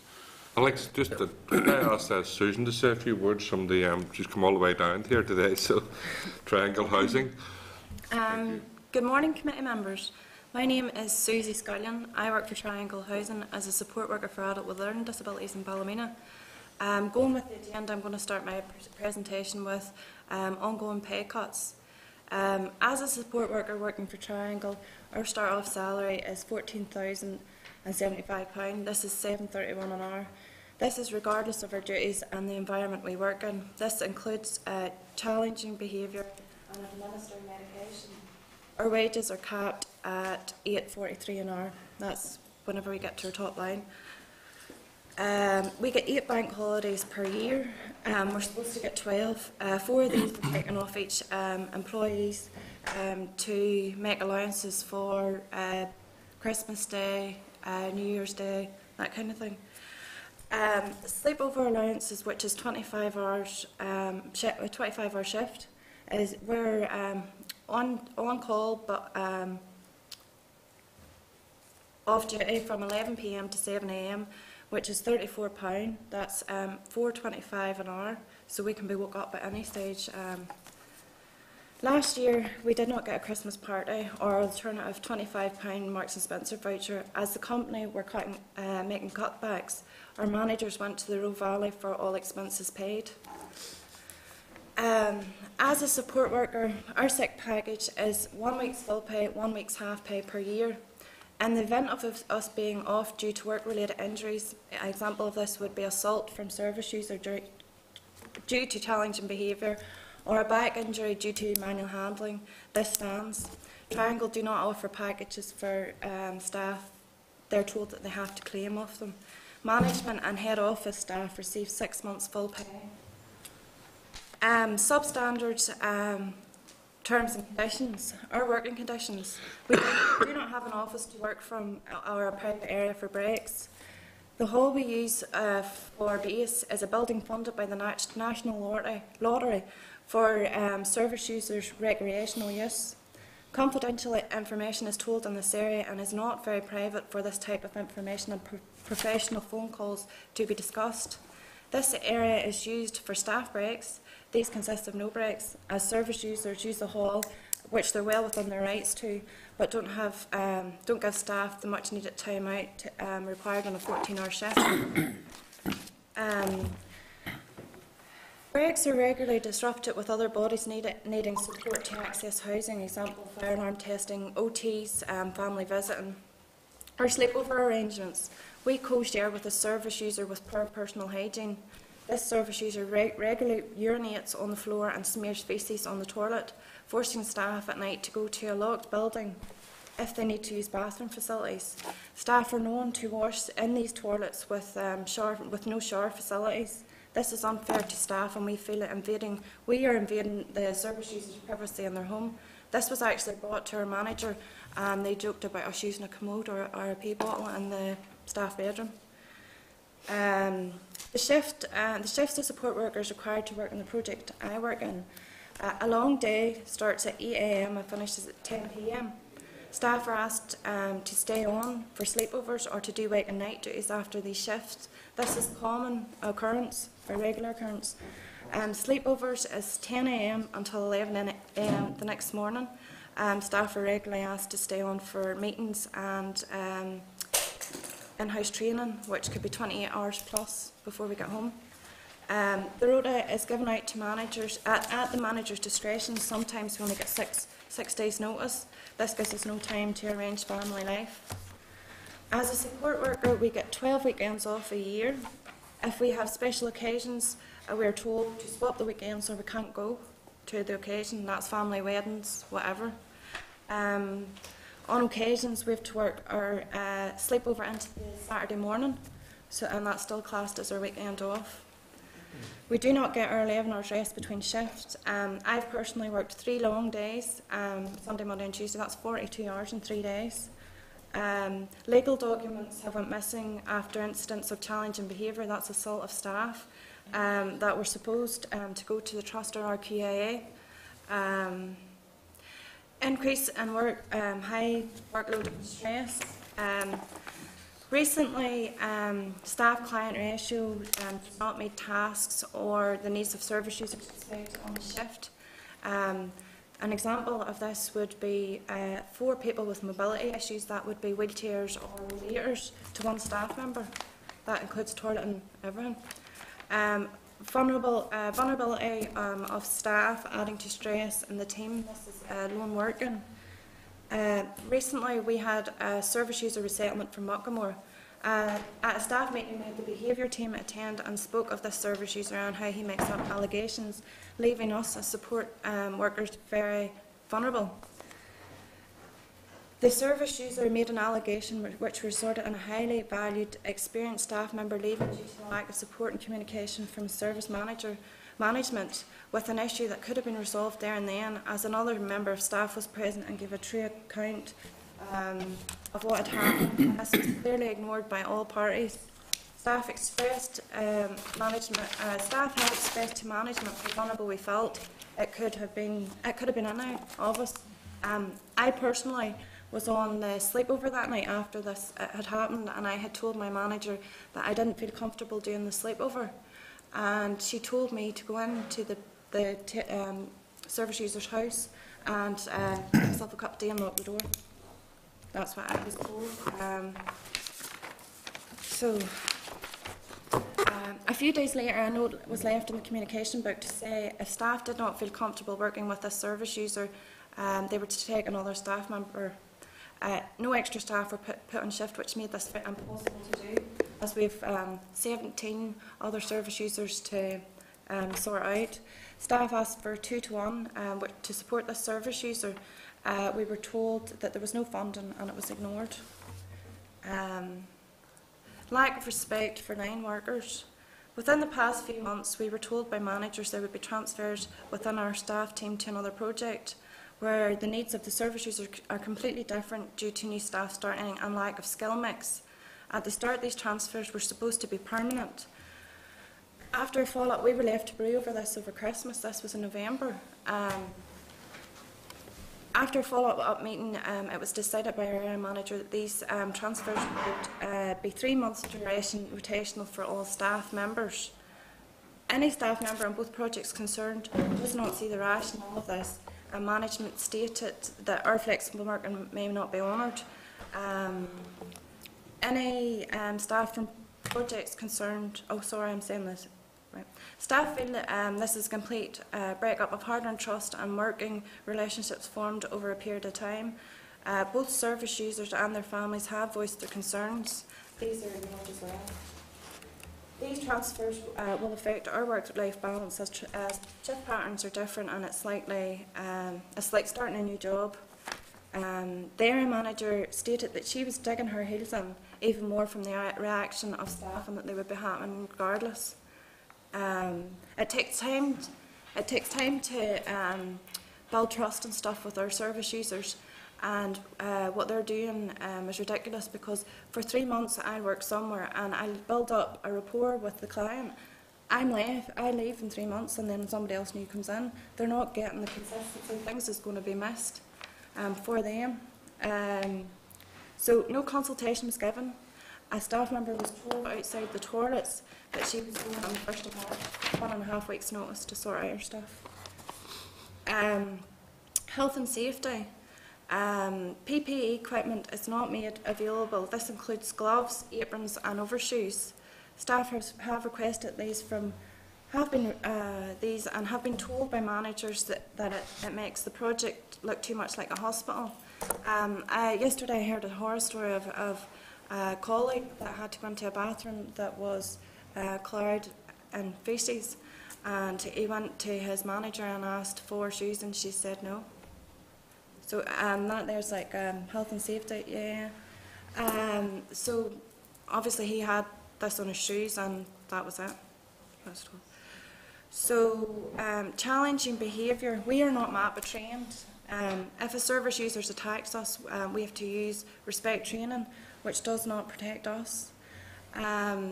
We have respect training, which is not a hands-on approach. If somebody comes to attack me, I have to use this training. We've no buzzers, we've nowhere to go. I could be in a client's home on their own and they could attack me, and I have no protective, nobody to come to get me, nothing. I have to say it's really, really scary, and I have been in positions before where we've nowhere to go. In conclusion, we are here today to highlight our concerns. Our goal is to provide a high standard of quality care for service users, but ultimately we need to look after ourselves as employees of Triangle and across the board. I speak for all my colleagues. We genuinely love our jobs and want to make our working environment as safe and fair and pleasant for everyone. We need help in addressing these very important issues. Thanks for your time. Okay, so I could just make a point that you've obviously quite comprehensively supported the arguments you're making in general in terms of working and conditions for your staff, your employees, yourself, primarily. Some of the issues you did raise are obviously quite specific complaints, it sounds to me, which either indicates that you need to be making formal complaints or is there whistleblowing policy. So there's some probably we can't go into here today. You'll appreciate that because there's specific complaints. But I would suggest, obviously, I think you have well, argued in support of your general argument here around in terms of and working conditions for yourselves are not good enough. The specific allegations and complaints you're making, I think that's where, so I don't think we can really address some of those, but you certainly highlight them very, very well. I have a number of members to speak, so Jim. Yeah, very much. The contributions certainly very vividly make a case about a number of operators within the community and voluntary sector not valuing their own staff. So, degree of regulation is there within that sector? Not much. Is there any? Well, you've got RQAA come and do inspections and supporting people, but that's once a year. But RQAA are looking at the efficiency of the service provided. Yeah. They're not looking at staff conditions, are they? Well, staff, whenever they come out, there's a couple of staff members are entitled to talk to them and raise concerns, and more staff are using that as an opportunity, but it doesn't seem to go anywhere. RQAA never feedback, or there's never no. I don't know what they really do with information. Like staff are telling RQAA that they're lone working with 30 clients and managing not doing anything about it, and different things, with increased workloads and stuff. But I mean, there really is no. At this moment in time, there's no proper mechanism for us to raise things. That's why we're here today, is for you to take on that role. It's also our experience that when RQAA come to visit establishments, it's arranged beforehand with the management of the centre. Yeah. Well, I would have to say I've had experience in Ballymena where I've asked RQAA to do unannounced inspections, and they've done them with good outcome. That experience that I've had, They will do, if asked, unannounced inspections. In general, though, they give you a couple of months or weeks in advance, and management have the proper staff on duty that day that are not going to, that's how it's manipulated in many ways, and they've got the pick. I agree the pre-arranged inspections. Yeah, but you're right, they do unannounced ones, yeah. And I think that is the best way to deal with some of this. If there are specific issues, and I've deployed this a number of times, where they've been drawn to my attention, I write to the RQAA, I say, these are the issues alleged to me. wouldn't an unannounced inspection verify whether they're right or wrong? And those have been reasonably Difficult getting staff to come forward though, like that, you know. I appreciate that. I was yes. With RKA, we had an RKA inspection last week. Our managers were in for a week flat out, sorting out everything to make sure it was to a T. The project I work on, I have to say, is quite well run. But we had a meeting with the RKA gentleman, I can't remember his name, somebody McBride, and we told him our issues and concerns. He had said to us that he can't do anything for staff, that his area is to do with the service users and if they say him. So we've compiled a report. I actually have it on an email. Compiled a report for him and sent it to him because I think you'll agree the majority of the issues what I talked about do affect the service users. But he's more interested in the service users, not the staff issues. I think that's the peg they have to hang it on. Yeah. So in terms of staff conditions, there's very limited regulation. Yeah. Yeah. Yeah. Which caused me to wonder what paragraph 8 of your document meant, where it says public sector commissioners have driven down costs to an unsustainable level. That probably relates to commissioners across the water. Yeah, because I was wondering, was I missing something? We don't have public sector commissioners here. Not here, no. That's a UK-wide document on the community voluntary sector. Unison is a UK-wide union, you know. So what do these public sectors commissioners in GB do? I think from what previous conference I've been at, they look into conditions in the sector and they make recommendations, but I don't think they have any statutory power. But they would at least be looking at the conditions you're complaining about. Yeah. So that is a facility which exists in GB and doesn't exist here. Is that right? Yeah, it's quite obvious that regulation needs to be tightened up in the sector. The regulation that is weak at the moment. Are these public sector commissioners, are they regulators? No, no, they're not. No. Jim, what are they? The commissioners, it's where you have a body and they commission the services. In other words, they say, right, we need people to do a supporting people programme here, whatever. They then put the thing out to tender, and it's really the tender process has driven it down. But they're simply the buyers, I suppose is the best word there, the buyers of the service. So they're nothing like the sort of people you're looking for? No. Is the equivalent here trust? The equivalent of the trust is here, yes. Mm-hmm. On the likes of the RQA, I mean, at the end of the day, we shouldn't be stranded into something because people aren't fully aware of what. I mean, first of all, we don't have a role here. I think Jim was asking a very appropriate question there. Well, is there some connection that we can make or some lesson we can learn? But it's a different kind of a piece, so therefore we should just move off the issue of commissioner. We've went to the Equality Commission, we've went to various bodies, but it doesn't go anywhere. Like, the law is the law doesn't do ethics or morals in many ways. It's what the law says. And there was an example of a lady who worked in a women's centre who made a comment to her manager that she wanted to resign, but it was done in a heated exchange. And of course, because the contract or the law says if you make a verbal, and of course at that time somebody else was in the room and heard it, that girl lost her job. But we were involved in a campaign saying she didn't mean what she said. But this is a women's centre, which is run by people that should know better. This is a working mum, and she was pushed out the door because, she was raising concerns. When we went to the Equality Commission and various people, but it really is, we're just banging our head against a brick wall. The final point I want to ask, there seems to be a policy tendency to want to divest more housing control to housing associations. Have you concerns about the outworkings of that in terms of staff interests? Well, if you worked for the housing executive and being a housing officer / support worker, whatever you call it, it was 22 grand, 23 grand a year you got. But housing associations are taking on this now from the housing executive. 1750 is what you're talking, 16 grand, 1750. So there's good, well-paid jobs being lost to outsourcing to housing associations, and these same housing associations pay people who work in head office 6 months full pay, but everybody else gets nothing. So there's a lot of issues that were protected under the housing executive in terms of conditions and fought for years, which are being eroded now due to this. Yeah, we also know that I'm not sure what it is, something 90,000 of housing stock is been broken up, and housing associations are coming in. And what we've witnessed recently, housing associations that have been merging at the speed of knots. So the likes of Oakley Housing Association has merged with 2 other bodies, Trinity and another body just recently there.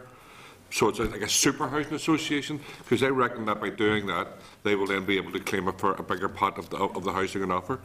Now, if you look at the model across the water in England, etc., housing associations generally, they're not saying exactly generally, the amount of money that they're charging to local authorities out there is higher.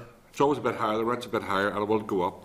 And again, as I said earlier on, this thing about housing and what has happened here, these decisions are making now, but in 10, 15 years' time, the social impact this will come back to hit us, like big time. It's not like, you know, it's going to go away or something.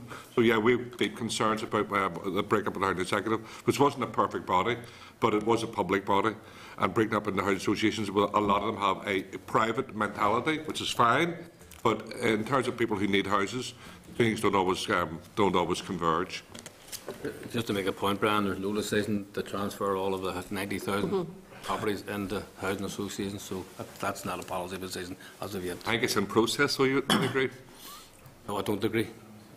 Some people have an idea that may be the case, others have a different view. The point I'm making is, whatever may people's views, there is no decision yet that transfers all of the 90,000 housing stock on to anybody else, so I'm just making that point for factual accuracy. Mickey? Yeah, thanks for the presentation. I mean, why would you transfer our public housing into the private sector? I think, Al, you painted a very familiar picture in relation to terms and conditions of the sector that you work in.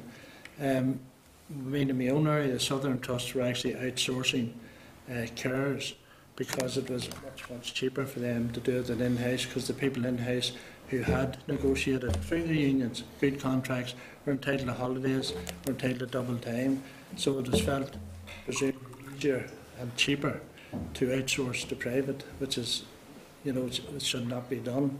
In terms of the terms and conditions, I mean, there are 90,000 approximately what are termed the working poor here in the north. Those are people who are slightly above benefit level and are relying on tax credits, child tax credits and all of that, which again is an indictment of the wage system here. I mean, where I live in Uri, we had a 23% unemployment rate 25 years ago. It's down to about 6%, but it's a low-wage economy. It's the minimum wage. That's the only thing that comes back. If you go into Uri and go to the Keys, you walk from one end to the other, you'll get huge retail stores. All that money goes back to Britain. The only thing that comes into our economy is the minimum wage. There was a report out on Tuesday, I think, 5 companies here in the north weren't even paying the minimum wage. There's been a lot of speculation that a lot of the private care providers don't pay the minimum wage. Obviously, the evidence needs to be created on that. But I wouldn't disagree with the fact that the unions are marching on the 13th of March, but just keep in mind that the people who control the budget for the executive are in Westminster. It's the Tories that do that.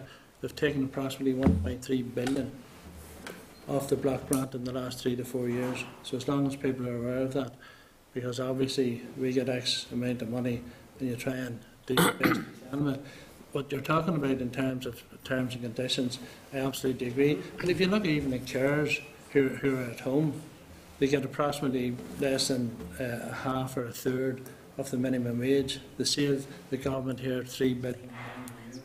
You know, so there are a lot of factors in there. But the jobs that the people that you represent are doing are extremely important jobs, because people have become a commodity. If you take my area 20, 25 years ago, loads of statutory residentials, there's only one left, the rest are all private. People are a commodity, and the people who service that industry have become a commodity, the people that you represent. And I think we need to keep that in mind. You know, and you just, as far as I'm concerned, you're preaching the converted. Yeah. Thank you. Yeah. Sorry, I'll apologise, I have to leave because I have to go to Armagh, I'm sorry. Just in case people think I'm not interested, I just want to let you know. First thing I would suggest to Brian, don't listen to Stephen Nolan in the morning. He'd make you suicidal anyway, so you're best to not listen full stop. I'd like to listen to him sometimes. It's always Gregory. Shouldn't say that about Gregory. You've no, don't with Stephen Nolan. I mean, you've raised a number of issues, Niall, which I think many of us, probably as Jim has indicated through constituency work, do become aware of, because people do raise these. And you're quite right. Actually, very often they want to remain anonymous because they feel that there may be some kickback to it. I'm not so sure that there's a great deal that this committee can do, though. I would suggest one thing, Chairman, and I do think that we should have the Federation and representatives from the Federation of Housing Associations along here to put some of the issues to them. At least they'll know that the committee's on the case as well, and you know, it's probably one pressure point. You had mentioned about social clauses in the contracts, and I suppose one of the difficulties is that if you put too many social clauses in, then the EU will simply say you're breaking tender conditions. I mean, once it's decided to put a service out for tender, then if you can't place massive restrictions on it, otherwise it's seen that you're actually trying to reduce competition. You're trying to tailor it towards particular organisations, so there probably are restrictions there. I don't know. Since the biggest element of some of these contracts is wages, I don't know if it is possible to put the kind of social or the conditions on it through a social contract. For example, about wage levels. To me, it makes sense that you don't pay people below the minimum wage, which you're describing some people are with sleepovers and whatnot, and not getting paid for them. The law should stop that. If there are other ways of putting some restrictions on, then yes, obviously, public bodies should be thinking of doing that. But very often, the whole idea of putting these things out to tender get the job done cheaper anyway. So you're not going to restrict the biggest element. That's what happened in the school counselling. The latest tender was 30% cheaper than the last one, but it's not working. Staff can't do it. And that brings me to the third thing. Surely one of the things that you ought to be asking, that's an education one, it's not a DSD one, is that where contracts are awarded and people do come in with prices which are well below what the current prices are, should those not be the contracts that departments and indeed committees are asking to monitor fairly closely to see whether or not the quality of service and the kinds of issues that you've addressed are told us here this morning are then feeding through in it? Because there would be good occasion or a good situation where a committee could say to a minister or a department, well, you're not actually providing the service that you say that you were tendering for, and here's the evidence for it. So I mean, I think that where you do have ridiculously low tender prices coming in, that should trigger at least some scrutiny of that particular contract. How is it being delivered? I mean, are the outputs being achieved? Are the standards of the people who are delivering it being reduced to the point where maybe even the law is being broken? Because it's only in those occasions. It's not an easy answer. That what I'm saying is that I think that that's one of the things that you ought to be doing. It'll not give an instant answer, but it will ensure that there's proper scrutiny of tenders which you think, and which, what you've described to us this morning is correct, or cases where people are abusing it. As far as the housing associations are concerned, and again, I don't know that there's any, since they're all separate bodies, I don't know that uniform standards can be imposed, though I do think, and there will be a certain amount of embarrassment if we were to find out by bringing them along and asking about the wage structure within them and the kind of wage increases. If you're getting 10% increases for the chief executives of them, while the workers at the bottom end are getting no sick pay, etc. and change. I think that it's probably more a case of embarrassment rather than any ability to legally enforce a more even-handed approach. That won't bother them. You know. But I suppose, as Jim was saying, like there is no regulation at the minute. These just, I mean, it's very hard to put in social clauses. But if one housing association is getting the exact same funding as another one, but this housing association decides to pay their staff £9 an hour and this one's £6.50, so in the same funding, this is the issue we're having. You know, They're all separate bodies, mind you. That's the thing. I mean, the funding that most of them would get is capital funding, you know, to build the houses themselves.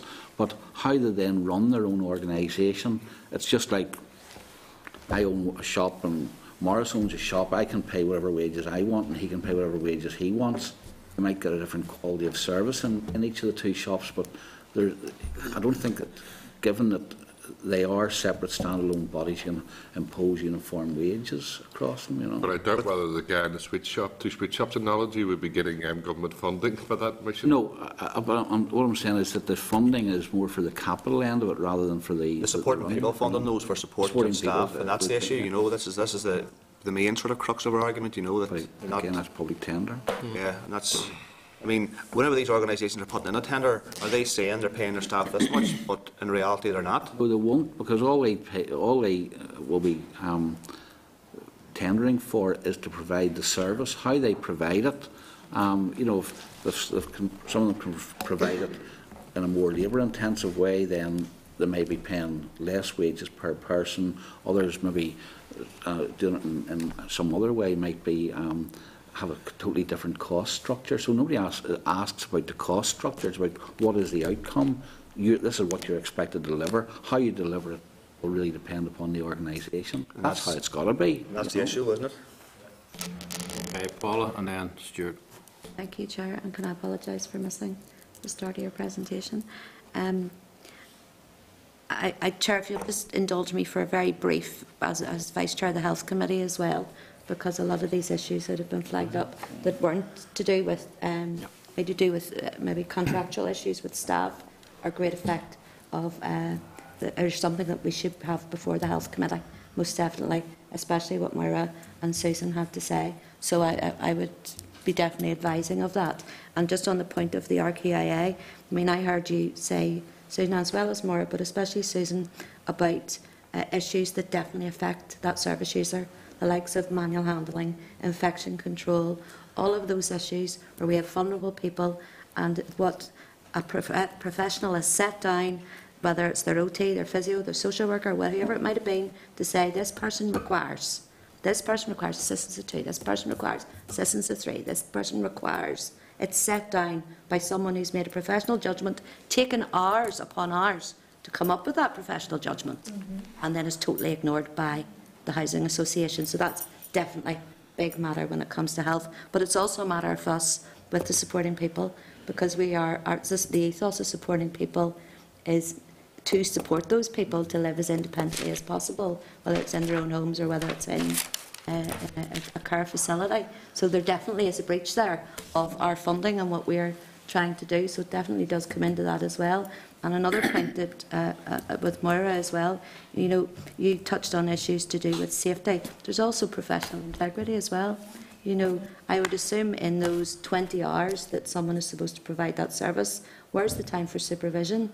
Well, exactly. Where's the time? And I know, I come from a social work background, I know how important that is for supervision and your write-ups. But you see, not only is a duty of care to you, but a duty of care to that person that you're counselling as well, which is going against the objectives of supporting people. Absolutely. So, you know, even though a lot of these things I would go, yeah, they're definitely a lot to do with health, and I would definitely welcome you coming in front of the Health Committee and exposing, and that's what we are doing, we're exposing major flaws, albeit we have some wonderful housing associations and other that are doing an excellent job, and we're not trying to distract from that. Yeah. But we, as legislators and as a government, are giving money to support the most vulnerable within our community, and that money is not being spent on the way it should.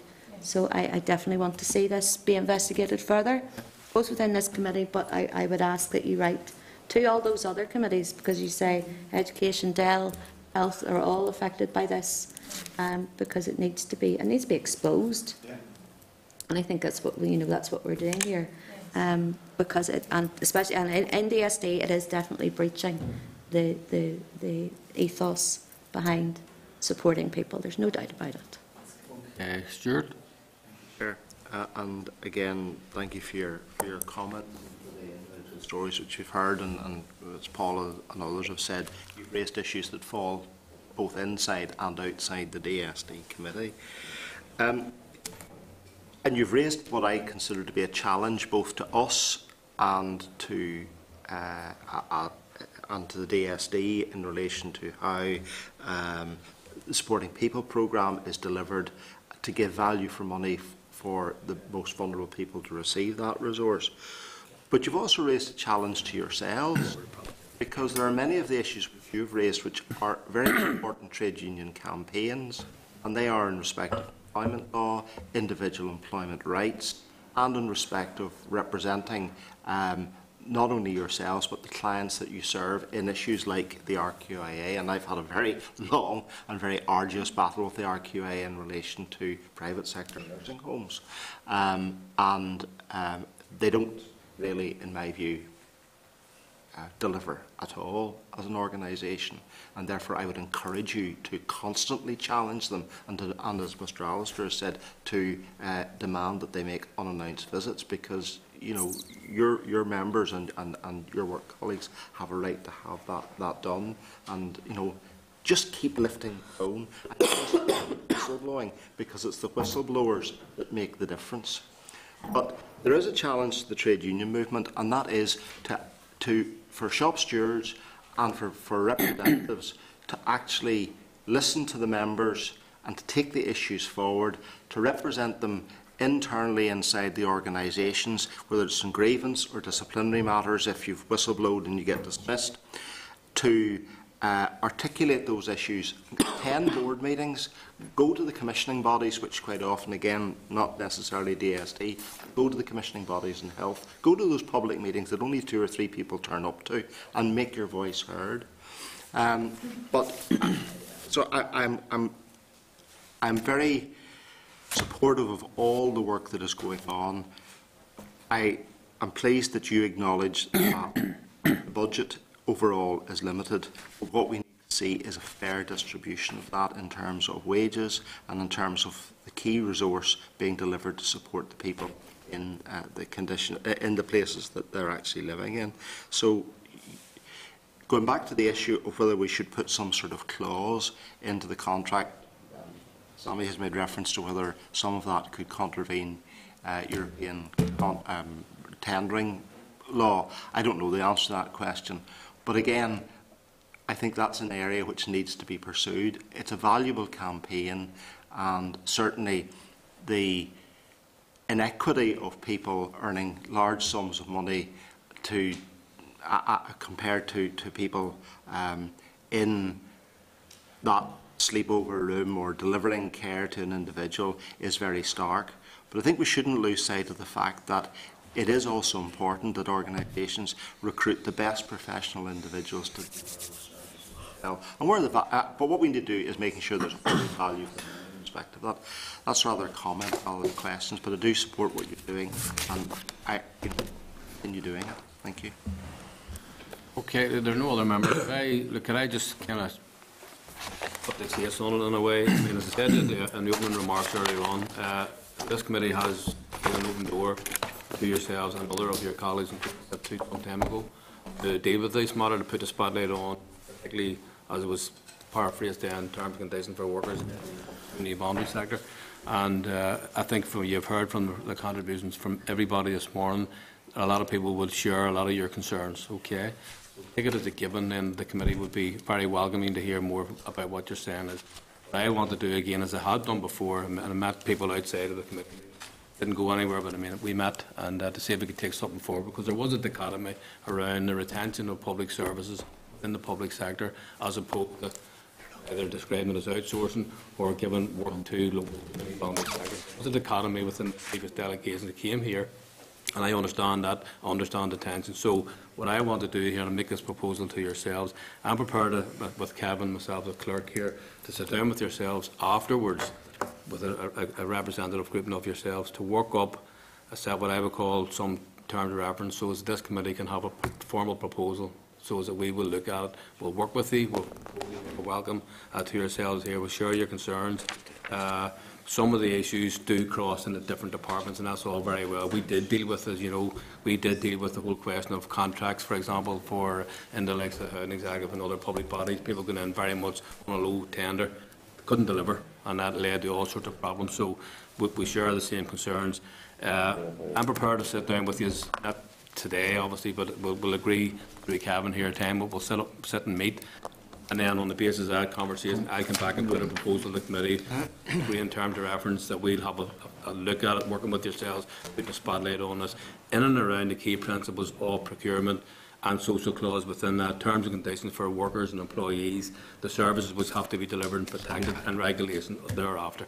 So I'm prepared to, just offering that now, to sit down with you afterwards, and then we'll come back in this committee. Well, then, I'm confident the committee will agree a piece of work which will actually help with yourselves to put the spotlight on this and formal recommendations, and we'll do that by way of engagement with all of the other key agencies, RQIA, NICFA, all the different organisations that have been referred to this morning, and others which haven't, because obviously we're not going to have time to discuss the whole presentation this morning. We'll have to have that in a dedicated way, but I'm proposing that we do that, but I'll put a proposal to the committee at that time.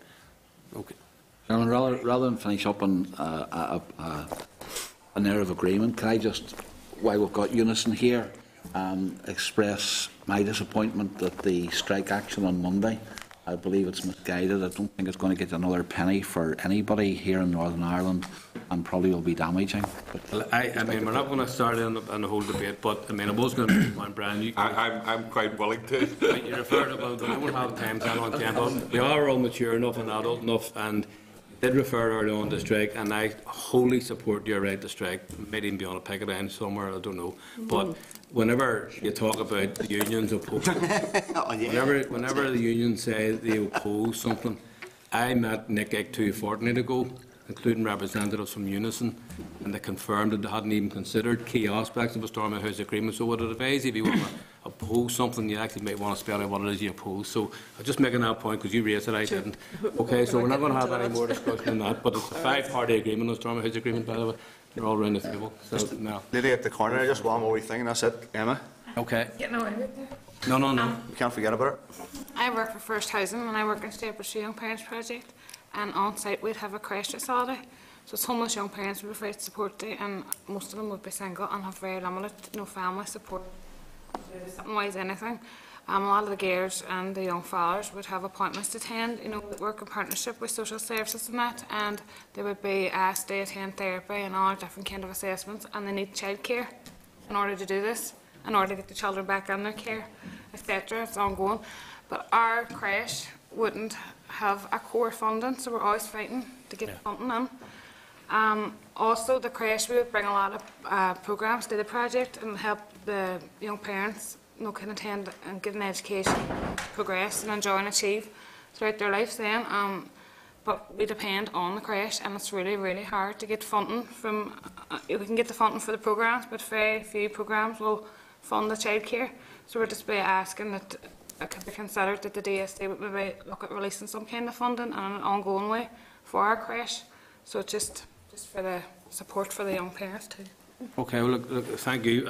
What we will do is say there have been a number of specific points raised this morning. We will refer to those, we take note of them, and we will refer on to the relevant department the specific complaint or case that has been raised. But the essential purpose of your comment here this morning was to seek the support of this committee to defend the rights of those who are working out there in that sector and who are delivering very, very important services. So it's about the rights of the people who are delivering the service and the protection of the services which are being delivered. The people who need them, who are usually the most vulnerable in our community. So I think you've heard, a very, certainly for me, anybody who spoke here this morning has been largely sympathetic to most of the arguments taken, certainly the concerns you've highlighted. I made a proposal that I'll sit down with you as the chair of the committee to work up terms of reference so that this committee will then take a formal approach to it, and we'll do I suppose, not don't want to call it an inquiry, but we certainly will do akin to an inquiry around this, but we'll do it in conjunction with yourselves. Is that fair enough? Thank you. And then, as I say, we look forward to work. So this is really the start of the formal ourselves, and we'll continue to do that in the next very short while ahead. Okay, fair enough. Okay, good night. Thank you very much for coming this morning. Thank you. Sharing with us very comprehensively the issues that you want to have us address. Okay, thank you very much. Okay. I'll leave it on you, there.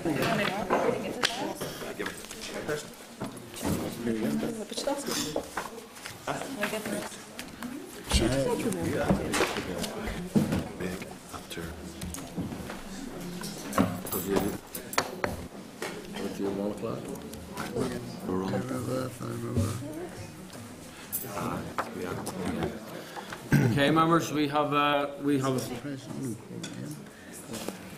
Thanks very much, Warren. Thank you. Thank you. Okay, members, look, we have a fair bit of business here, and we had, as you know, we've a fair bit yet to remain on the agenda. We had legal services stand by to come in here by 1 p.m. So what I was hoping to do here would be to conclude the rest of this business here, and hopefully it will not take that long. There are a number of statutory rules, and it'll take as long as it needs, but we expect we'll have them wind up fairly soon, and then take a short break until 1 o'clock to have legal services and closed session. Okay, so getting into the... Sorry, Chairman, what was that bit about? What were we doing? Legal services due in here at 1 o'clock to give it a bit of a briefing around the fact-finding exercise and all the rest of that, okay? But we'll have a number of items to discuss here. Right. On to deal with that there and then take a short break. Whenever we conclude this, we'll take a short break to 1 p.m. But there's no... Can't come earlier, no? I mean, we might... It may be, but... we might be a bit ahead of time. It's quite possible, but... It could come ahead of time. Well, I mean, I'm working on the basis that we'll have legal services coming in, and then we'll have to consider the phase 2 and phase 3, so we've very bit of work to do. That's the point of me, and I certainly will be taking a break. All right, okay. You know what I mean? Because we'll have to work on their report in front of us. Just to be absolutely clear, you're going to reconvene at 1 o'clock. I have to leave, but I will be back here for 1 p.m. Okay, no, thank you. Okay. Okay, members, subordinate legislation.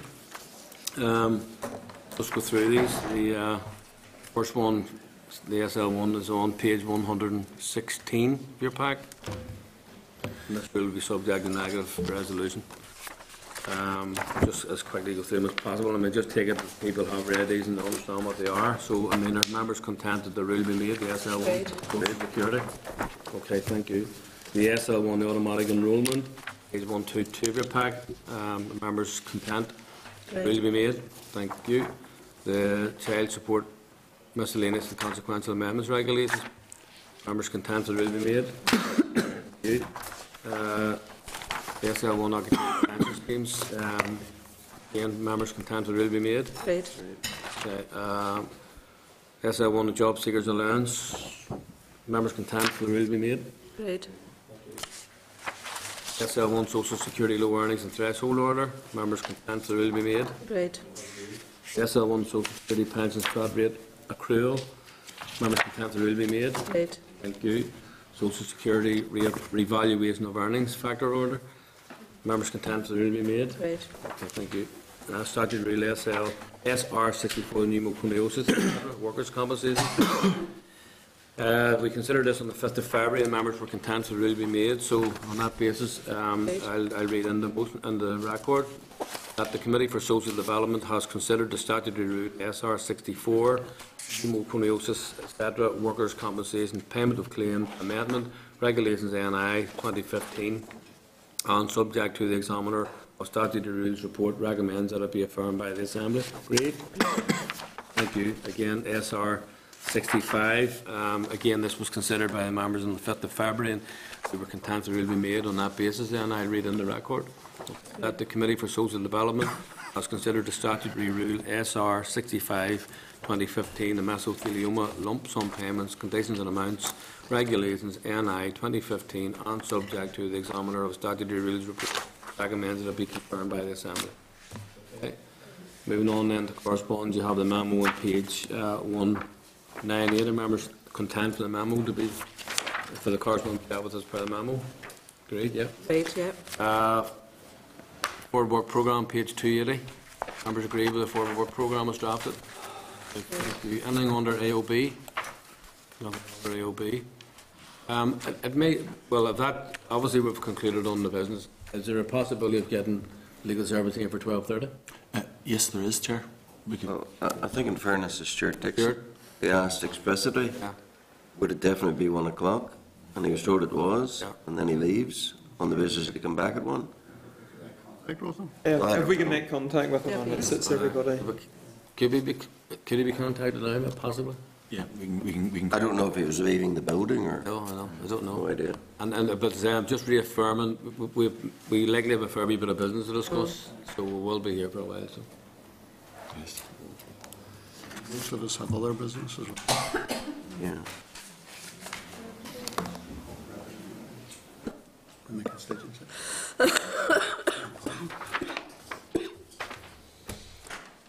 In any case, we'll come to the end of the business. So, you want?